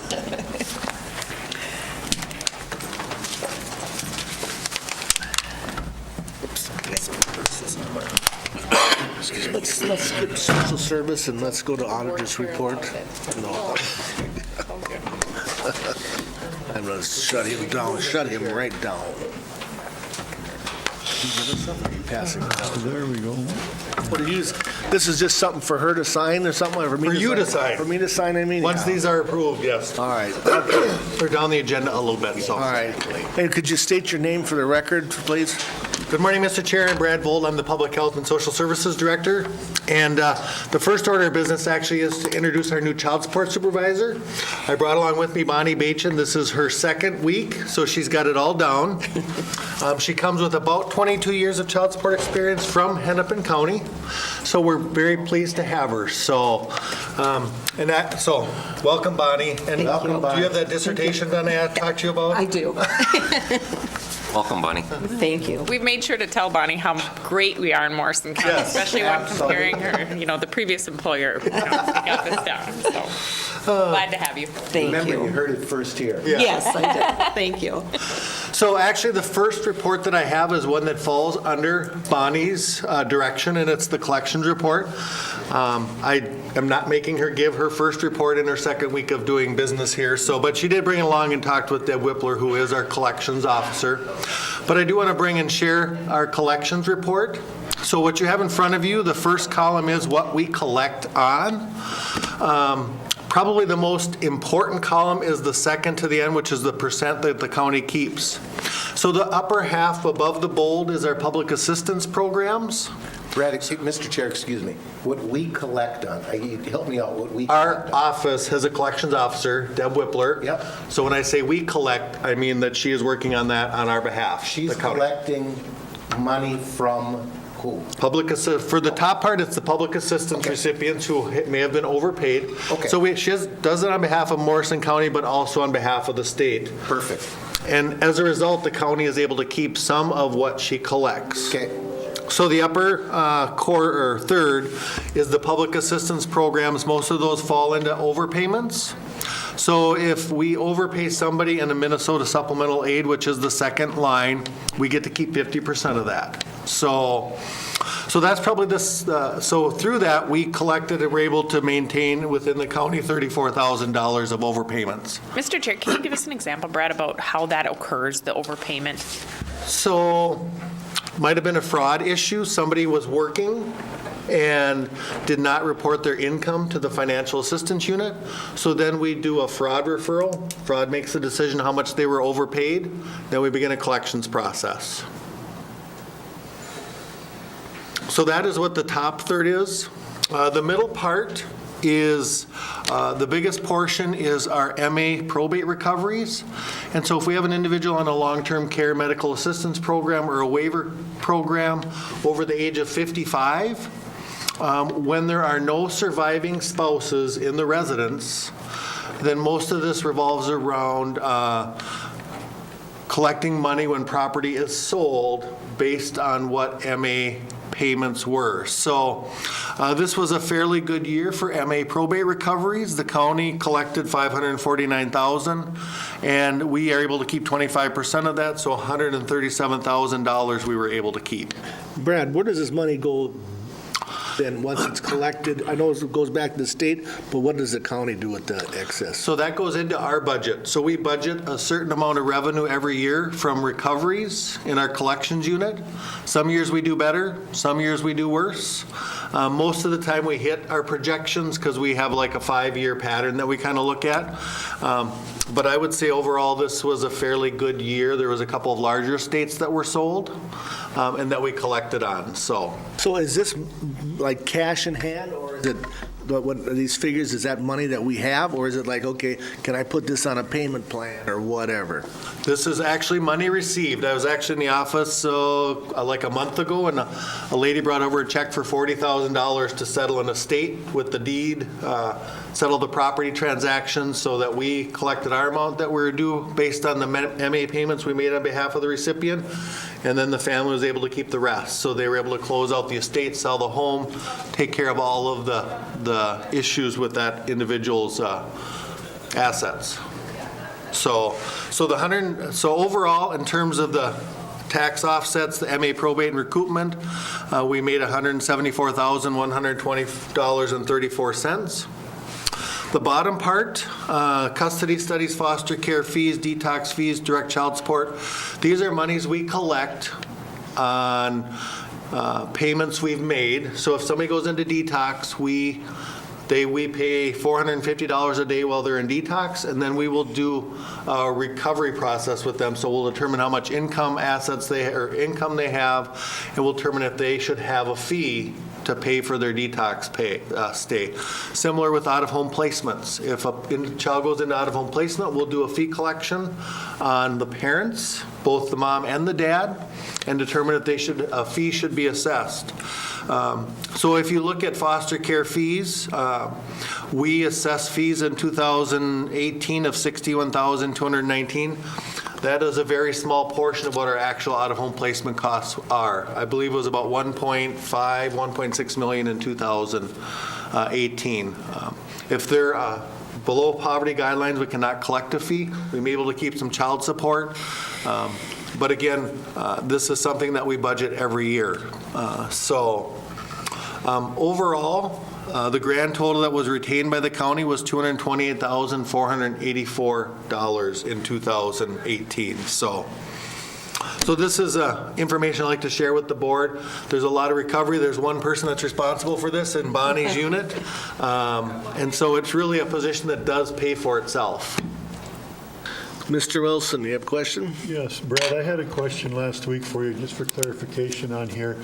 I've had people call and they talk about the county taking their property and stuff, but you clarified to me that the county never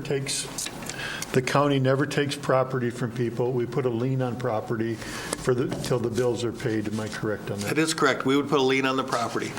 I believe in my 7 years, there was one time where a family actually turned the property over to us that was really kind of worthless. And so we did work with Peter Vogel. We did not take it. They really turned it over to us, and we had to deal with it. But 99.9% of the time, we are doing liens on property, and then they cannot sell until they satisfy that lien. Sounds good. Thank you. And Mr. Chair, are you doing that for the state? We do it on behalf of the state, yes. Yep. Anything else, Brad? Nope, that's it on our collections report. Thank you, Bonnie. Bonnie, All right, again, thank welcome. you, Bonnie. Thank you. Welcome aboard. Thank you. All right, so the next item under social services is to approve a contract with Productive Alternatives. We have added a service with Productive Alternatives. We've been doing employment services for the disabled with Productive Alternatives for quite some time. And we're starting to increase our providers that can do supported living services for the disabled. Productive Alternatives is able to do that, so we've added that to the contract. So it is a cost that's budgeted. We're losing some workforce, and we need to have as many options as we can for some of these in-home providers that we're using. Gentlemen, I'll ask for a motion and a second for more discussion. Motion, Mr. Chair. I have a motion, I have a second. Any more discussion? Not, those in favor? Aye. Opposed? Motion carried. Thank you. The next contract is a similar situation, Josh's Place. We are looking to contract with them for sill services, both on a daily and a 15-minute rate. And again, we're just trying to increase the provider network for supported living services for disabled individuals. Gentlemen, I'll ask for a motion for more discussion. So moved. Second. I got a motion and second. Any more discussion? Mr. Chair, Commissioner Jelinski. where's Josh's place? I believe Sauk Rapids or... And what happens at Josh's place, Josh's Place is actually, they're just providing a workforce. They actually have staff that will come to Morrison County and work with individuals in their homes. Oh, So that's a sill service where they'll just come and work with them in their home. So even though it's called Josh's Place, they may have housing available, but really we're using them to come here and work with individuals in our community. excellent. Gentlemen, I have a motion and a second. Any more discussion? Not, those in favor? Aye. Opposed? Motion carried. Thank you. The next thing on the agenda is a request to replace an adult mental health social worker. We have a social worker who we're still going to be involved with. They're going to be working in a transition position for another agency with all 5 counties. I'm requesting to replace this adult mental health social work position. These are individuals who work with adults who have a severe emotional disturbance. And currently, our caseloads are above statutory requirements, so it's not a position that we can go without at this point. Gentlemen, I'll ask for, I got a motion, I need a second. Second. I got a second. Any more discussion? Not, those in favor? Aye. Opposed? Motion carried. And then I'm moving on to the public health report. I have one item there, and that is a new tobacco license. Not a new, but a renewed tobacco license. Unfortunately, they did not get it in time. And so they did have a late fee. It's for Sev's Liquor and Food for Buckman, Minnesota. I need a motion and a second for more discussion. So move. I have a motion, do I have a second? Second. Any more discussion? Not, those in favor? Aye. Opposed? Motion carried. And that's all I have this morning, Mr. Chair. Brad, thank you. Thank you. Thank you for speaking so fast. You bet. Thanks, Brad. Looks like we have a county auditor coming up. Public Works Auditor. Morning. Morning. Morning, Chelsea. I'll be fast. I only have a couple things. So today we have February's Cash. 2019 cash report on hand. So just a visual of where we're at for last month. Cash on hand. And And Chelsea, you're the auditor. Does this look pretty good? yes, Good. yep. So on a monthly basis, I verify with staff where the dollars are and each fund to make sure we have our checks and balances. So this report is accurate. I have verified it myself. Gentlemen, any questions or comments? Looks good. All right.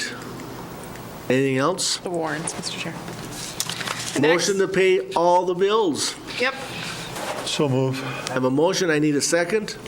Second. I got a motion, a second. Any more discussion? This is a roll call. Commissioner Blaine. Aye. Commissioner Jelinski. Aye. Commissioner Wilson. Aye. Commissioner Lemire. Aye. Myself, aye. Motion carried. Thank you. Mr. Chair, I just want to, while Chelsea's here, talk a little bit about the fact that we went through, oh, you scared me. Went through a Scares us statutory too. required audit process. So Chelsea taking office wanted to and ought to verify all the books. And we went and looked through the different certificates that we have, looked at what cash is on hand in the banks, looked at all of that to make sure everything is where it needs to be and should be. And I helped with that. And I just want to compliment Chelsea and her staff. The Deputy Auditor Treasurer, Debbie Smanians, did a great job organizing all of that and making it very easy to accomplish. And so I appreciate that and did a very good job of making sure we had what we needed so we can, when we do get audited, prove that we did what we were supposed to do. So thank you for that. Good job. Yes. Thank you, Chelsea. Yeah. Again, it was just a clarifying that we did an internal audit ourselves because hands have changed in the position and verifying that all Looks the good, investments right? were there. So, Yes. yep, we're good. Good job. Yes, thank you. Thanks. Thank you. Mr. Bukowski, what do you have for us? Chelsea, have a good day. Thanks, you too.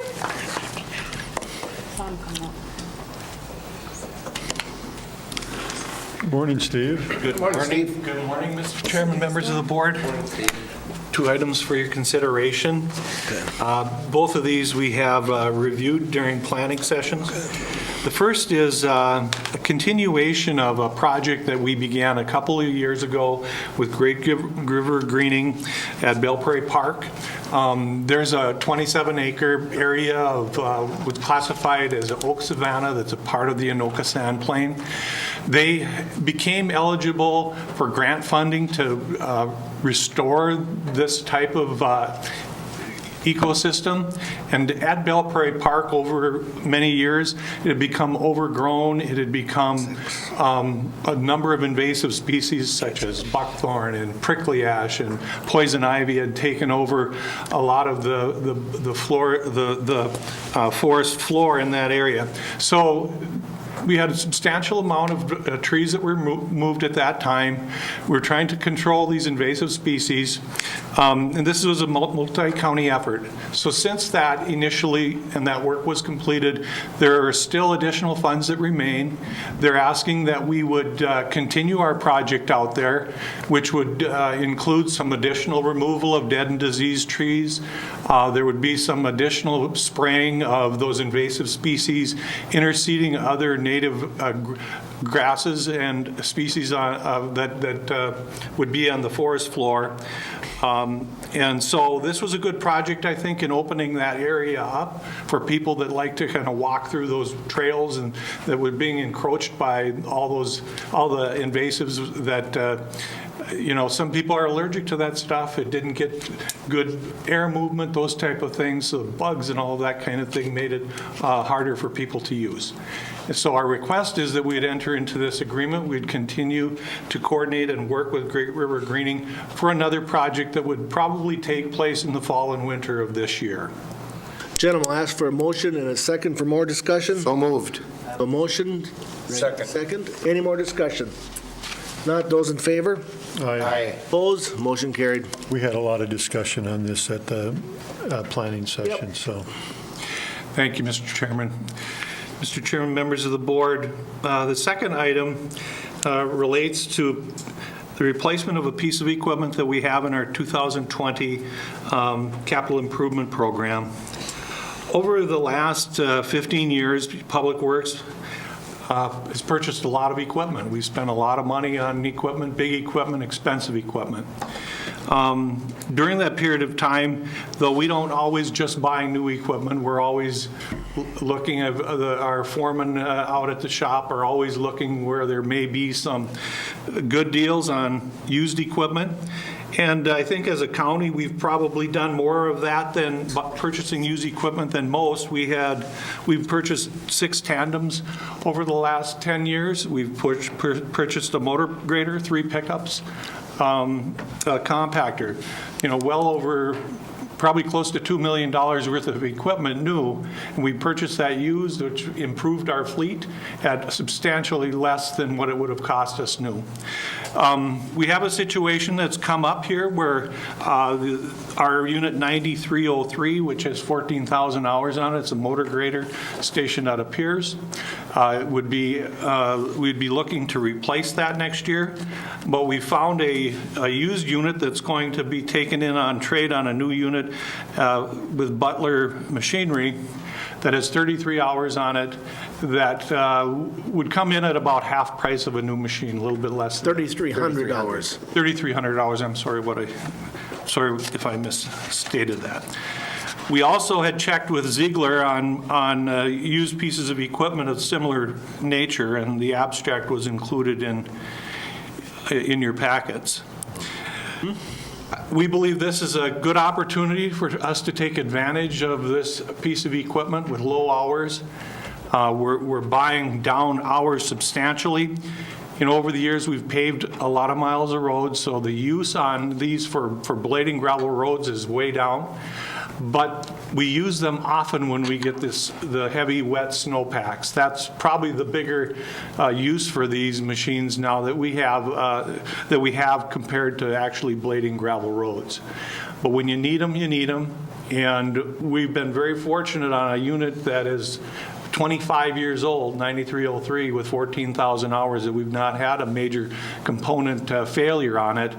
But I think we're living on borrowed time. That's what the mechanics are telling me. And I think this could be a good improvement to our fleet at a reasonable price, and so we're bringing it forward for your consideration. We'd ask that you would authorize us to move forward with it if you see that it is a benefit, and that's the request. I'll ask for a motion and a second. Mr. Chair, I'll move to approve. A second. Any more discussion? This will be a roll call vote. I just would like, Nope, you go ahead. I'm going to say the same Chair, thing.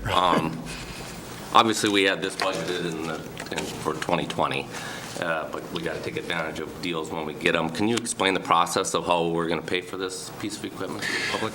We'll utilize excess revenues that we had in 2018 in the public, or in the Road and Bridge Fund. Our fund balance grew by approximately $400,000. If you take off what contracts we had left to settle for construction, we had about a $200,000 increase in that balance, and those would be the funds that we would utilize to purchase this. Very well, thank you. Commissioner Wilson. Steve, I really appreciate the fact that when we're looking at equipment, that you've always got somebody looking for that used equipment that's in really good shape, because that saves us a lot of money in that department. That helps everybody. So thank you very much for doing that. Yeah, the guys are always got their eyes open, and it's got to be the right piece of equipment for sure before they bring it forward. Yep. Anyway, I just want to make a comment. This is something, too, that just wasn't dropped off on us in that time. So again, we had a meeting at the Public Works at this year.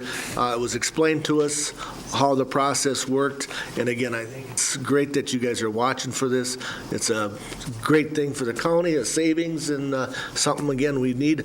I guess I got to ask, what's the miles on the one, or hours we have on the one that's we're replacing? It was like 300,000 miles or something darn thing. The unit that we will be trading has 14,000 hours. Yeah, there we go. So, 14,000. Yeah, Which translates into about 500,000 miles. Right, yeah. Even though it says here, yeah. Okay, anyway, I have a motion and a second. Any more discussion? If not, Commissioner Lemire. Aye. Commissioner Jelinski. Aye. Commissioner Blaine. Aye. Commissioner Wilson. Aye. Myself is aye. Motion carried. Thank you. Thanks, Steve. Thank you, Steve. All right, looks like administrators report. Last but certainly not least, gentlemen, I have a guest with us. I wanted to spend a little bit of time recapping and talking about the process that we've been going through as an organization, because I think it's important. I'm proud of the work. I think you've done a very good job as leaders of this organization, guiding what it is we're doing now and what it is we're going to be doing in the future. And so I asked Brian Myers, a familiar face to those of us that have been working through our strategic planning process, to come and to talk a little bit about what we've done as an organization and maybe some of the why we've done it. So welcome, Brian. Thanks for coming in. Thank you. I'm Brian Myers with Myers Consulting, and I really want to thank Mr. Chair and the members of the board for working with me to facilitate this strategic planning process. One of the things I think that's really important about strategic planning, I've been doing strategic planning for probably over 30 years, and unfortunately a lot of strategic plans, you put the work into it, you invest the time, the thinking, etc., and they go on a shelf someplace and are forgotten, and nothing happens. And I think that's one of the biggest things or failures of strategic planning. The other thing about strategic planning is sometimes you're so focused on gathering data, you end up with a bunch of books this high with all kinds of data and analysis, and maybe that's all well and good, but oftentimes I think the form is not as good as the substance. So I think the product that you all came up with, I think you should be really proud of. Again, I've worked with a lot of organizations doing strategic planning, and I think the staff and you board members, I think really I could see you really work together. You're thoughtful. You do truly care about Morrison County, and so I'm really excited about your future and kind of where you're headed as an organization. So just to kind of recap the process of where we We started back in June, completed the first strategic planning session, did an internal, external analysis where we were looking at, what are the strengths, weaknesses, opportunities, and threats. And then in July, we had our second session, and in there, what we did is tried to come up with the themes. We start broad, have lots of ideas, lots of thinking, and then we boiled it down. And the themes that we came up with, I think, are important to remember. You have a proactive board. You have quality, dedicated employees. Your roads and facilities are of high quality. You have consistent, ongoing fiscal strength. As a team, there's trust, and you're customer-oriented or resident-oriented. And you work well together. So I think those are all really great strengths as an organization. I think many companies would strive to have those things. On the weakness side, we need to think to find the right balance between line functions and staff functions to ensure that leadership has the necessary time to lead, plan, and execute on projects. I think it's you have a department heads that are doers. They're not just leading, and I think that balance between leading and coaching, mentoring your staff, and doing, finding the right balance there is an important thing to think about for the future.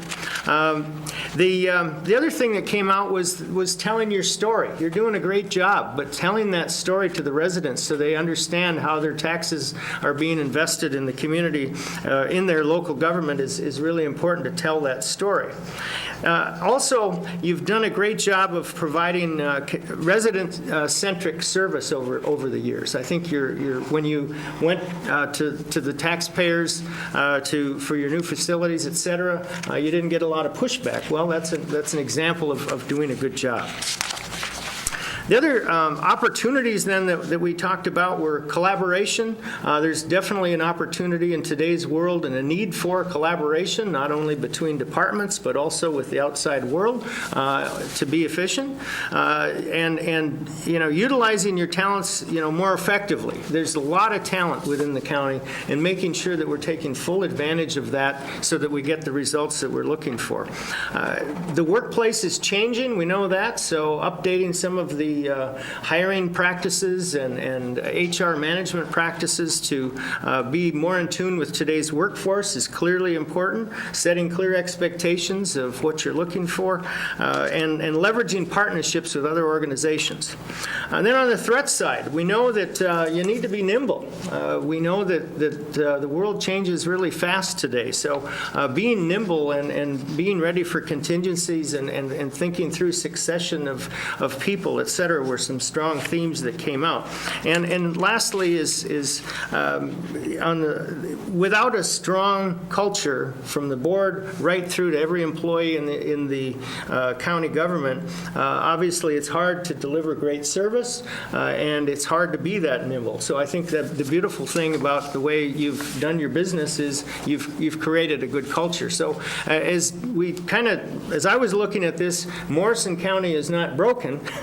Morrison County has an opportunity to take it to the next level, and I think that in my conversations with Administrator Gruber, that's what she wants to do, and I think that's my sense of you. So the mission, we didn't tweak this really much. Our mission, Morrison County will provide cost-effective, high-quality services in a friendly and respectful manner.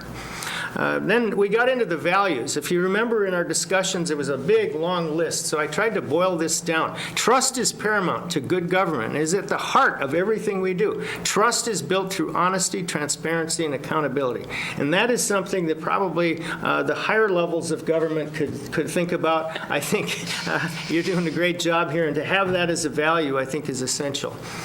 Next, we're proud of our community and our government, our county government, but humble in knowing we can always do better. And I think you can have county commissioners, administrators, staff that are boastful and pounding their chests about, look at me and look at all the great things we're doing. I think the idea that you say you're humble and you can always do better, that's a great model to follow, because you're going to have to do better as society changes. We are friendly and empathetic and strive to understand the unique situation of our residents and each other to deliver timely solutions that work for people. Again, society's changing at a rapid rate. If you don't understand your residents, obviously you're not going to be able to deliver for them, and I think another great value for you to live by.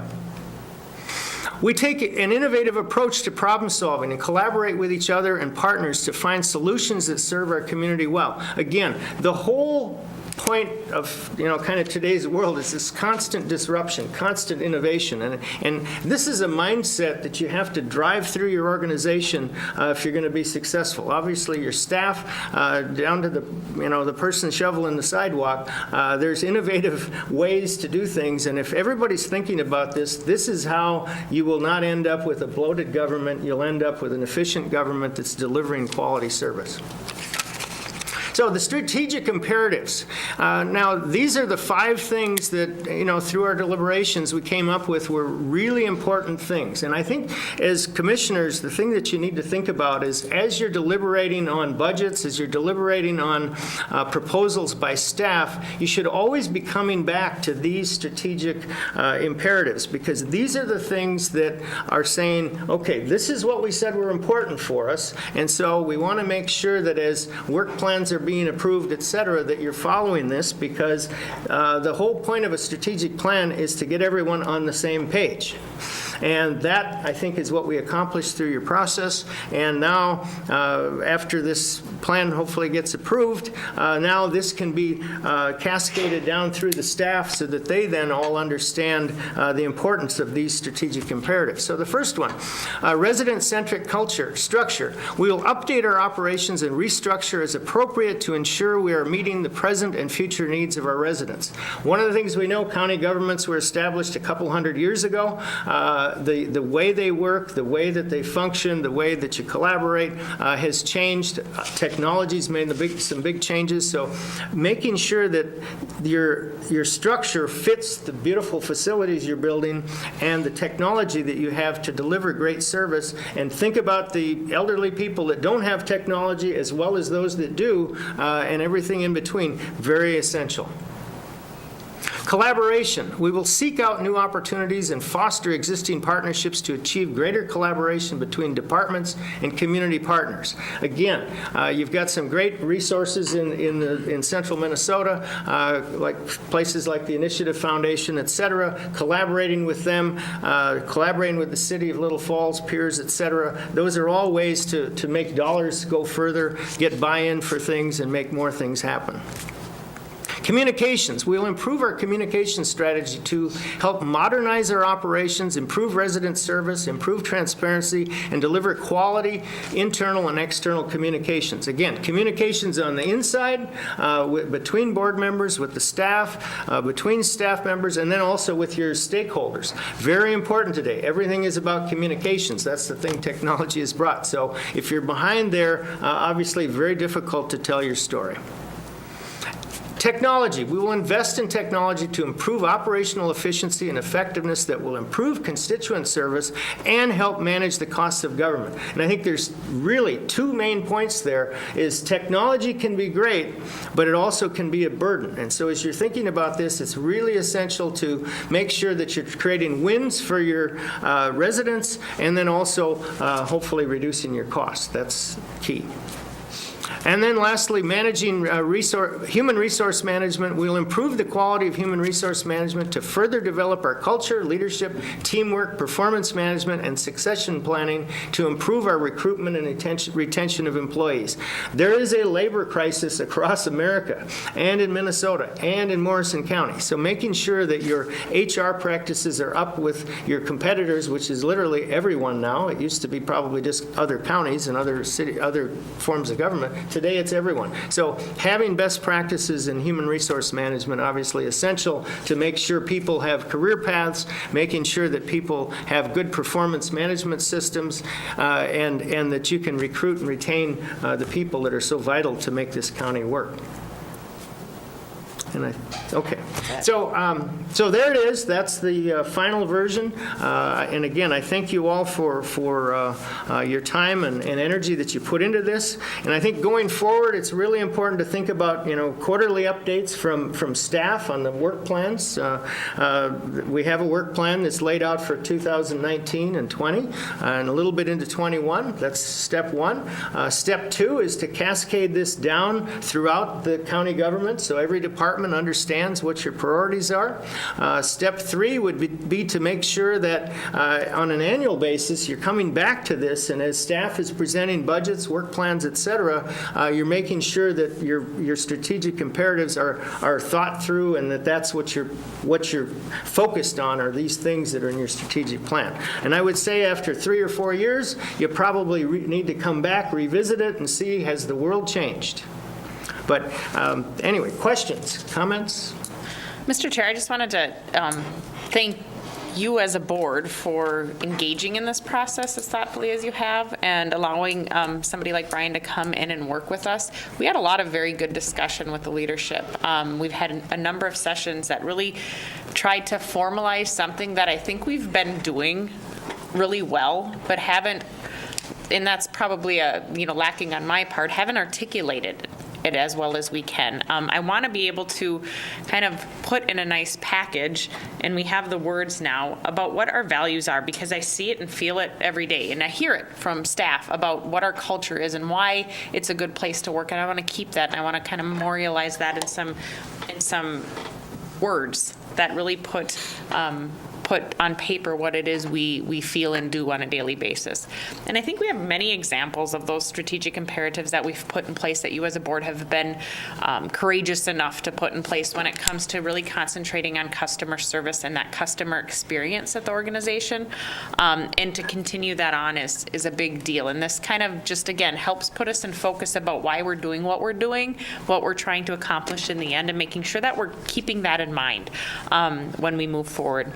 You have put in place this construction project that really is focused on customers. It's about taking that customer when they walk into this door, into our door, and helping them along in what can be a very intimidating and difficult world, when it comes to service, and not sending them all over the organization, and really thinking through what they're experiencing and making sure we can improve it tomorrow from what it is today. And so I'm proud of that. I think you've done a good job, and we're going to work to communicate this out to the organization and continue to develop on those action plans with leadership about why we're doing what we're doing, and reminding us that it's tied back to what it is we as a group, you as a board, have identified as important.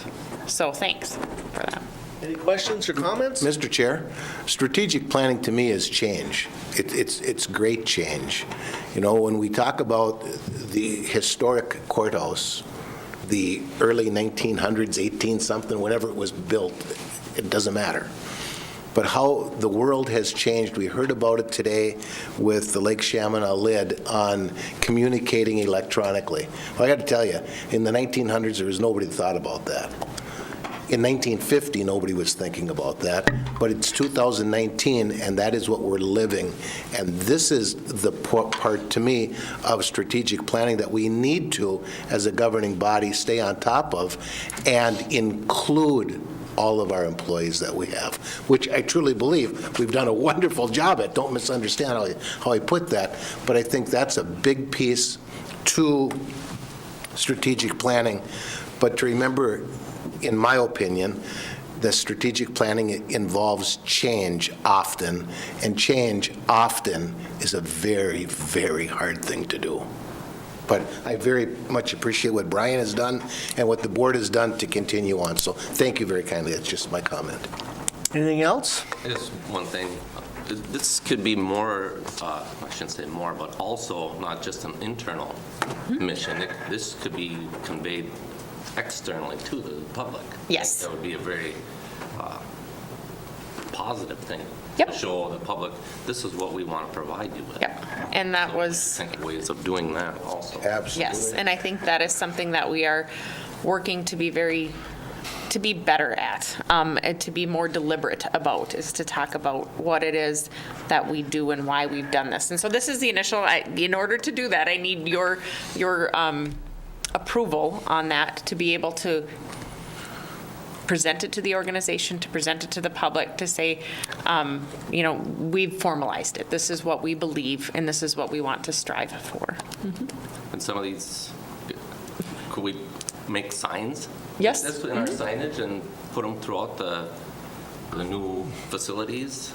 I mean, some of these are. Well, we could put it on our website, too. I mean, We're proud of our community and our county government, but humble and knowing we can always do better. Absolutely. What better words can you not convey to the public? Absolutely. And it came through out of leadership. It came through out of our organization, out of what you've put into it, what your leaders are putting into it every day. And I think it's huge. And that, very good idea. Very good approach to making that happen. We will do that. And like Brian said, we can't put this on the shelf. We got to make sure we follow through this. And again, you look at our mission, that hits her, to me, right where it should be. And I think it's up to just us as a county board, but Deb as administrator and the staff to follow through that and make sure we all do that. So thank you, Brian. I appreciate the work you put into this. Yep, thank you, Brian. Good job. I agree with what everybody said here on this. So what I would look to is for action from you as a board to accept and identify with the plan that was presented. Gentlemen, I'll ask for a motion and a second to follow through with the strategic plan. Second. I have a motion and a second. Any more discussion? Those in favor? Aye. Opposed? Motion carried. All right, thank you, Mr. Chair. And Brian, we'll be in touch. He's offered to continue to, if I have questions, work with me on providing that mentorship. And you're a very experienced leader, and I've enjoyed working with you and this process. So thank you for the work. And don't be a stranger. Stop in occasionally. Okay, I will. County government is riveting. Brian enjoyed Well, it. this has been fun. Yeah. I've never worked with the county before on this level, and it was really fun. But hats off to all of you. You run a good show, so Appreciate good job. it. We enjoyed working with you, too. Good, thank you. Anything else, Deb? I have one action item here. You did I don't know, it was the last meeting, I think it was, I lose track of time, approve the contract with Scott Marlin. The next step would be to appoint him as the county surveyor. I did talk briefly about having him come in to do the oath of office. Chelsea administered that in the office. After we looked at the list of different things that he needs to get working on, we thought his time was better spent initially doing some of that and then reporting to you after he has a little time under his belt. It made more sense. And so the appointment process is part of the paperwork that we need to put on file regarding his service for Morrison County. Gentlemen, I'll ask for a motion and a second. I'll make a motion. Second. Any more discussion? Those in favor? Aye. Opposed? Motion carried. All right, Mr. Chair, that's all the action items that I have. We're continuing to work through the building project. The paint is almost complete. They're starting to put the vinyl wall covering down in the lower level. It's really coming together. The millwork should be coming in, I think, next week. Is that the 18th on Monday? I lose track of time. Starting next week, so we're going to get some cabinetry. The board table will be starting to be put in place. The ceiling grid is up. They're putting in lights. The panels will be installed soon, so it really is starting to come together. It looks nice down there.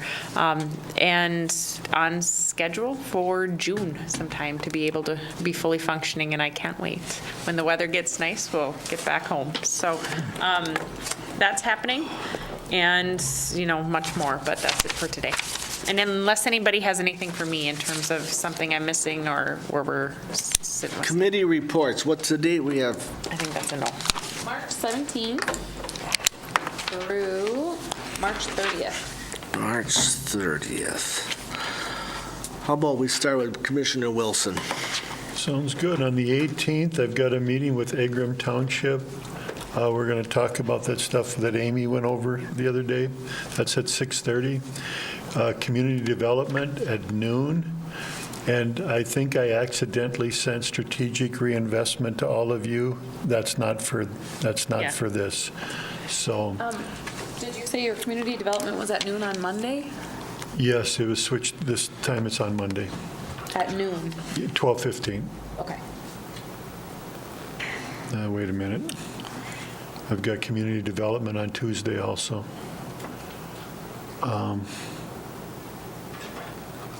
Monday or Tuesday? Maybe Yeah. it's Monday and Tuesday. No, it's Monday or Tuesday. Usually it's Tuesday, but I think it was switched to Monday. Maybe So- get back to Planning session at 8:30 on the 19th, community development at 12:15 on the 19th, the 21st, airport at noon, 22nd, Mississippi Headwaters in Walker At 10? at 10. The 25th, planning session in the evening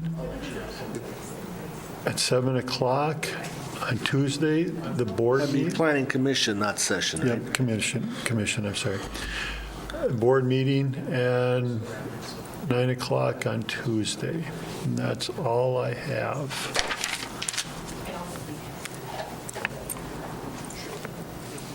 Commissioner Blaine. 25th, yes, at 7. Commissioner Blaine. Yes. So I have, on March 22nd, I have a South Country Health Alliance Finance Committee meeting at MCIT in St. Paul. That's at 10? Yes, ma'am. The following week, I will have a South Country Health Alliance Joint Powers Board meeting on the 28th. And that's also at 10?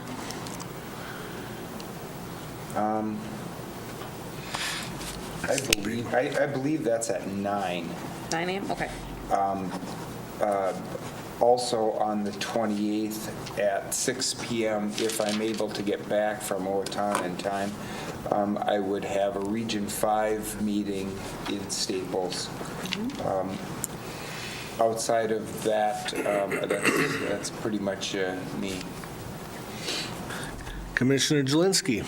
Starting on the 19th at 7 o'clock p.m., there is a Highway 10 corridor meeting, City of Randall Council meeting. I believe it's at the Fire Hall at 7 p.m. So it's a U.S. Highway 10 informational meeting within the council meeting? Or maybe Yeah, it's they're at, going to have a is that the public council? hearing. Is it at the Fire Hall or is it at the? It's going to be at the fire hall unless there's a lot of people, then they're going to move it to bingo hall. Oh, okay. It's at the Fire Hall. Okay. Right, which is City Hall, ain't it? No, Wait a City minute. Hall is actually the next door, the next house down, I think. They said I have fire hall. But I think it's Fire Hall. Okay. And then on the 20th at 5 p.m., I have a Hands of Hope meeting, and that is at Pine Country Bank. At 3 o'clock that afternoon, I have a State Emergency Communications Board conference call. Oh, excuse me, that's canceled. Scratch that, please. On the 21st, I have an Armor Owners and Operators meeting in Douglas County at 10. Are you going to? Oh, let me stand corrected on that, please, also. At 9 o'clock in the morning, I'm going to be attending a county board roundtable discussion in Staples, Minnesota, at 9 o'clock in the morning. At 7:30 that evening, I've got an Egg Society meeting that I believe is at the Legion in Little Falls. Okay. On the 23rd, Hands of Hope is having their fundraiser at the ballroom, and that is, for me, starting about 6 o'clock, probably about 5 o'clock in the afternoon, and going till whenever.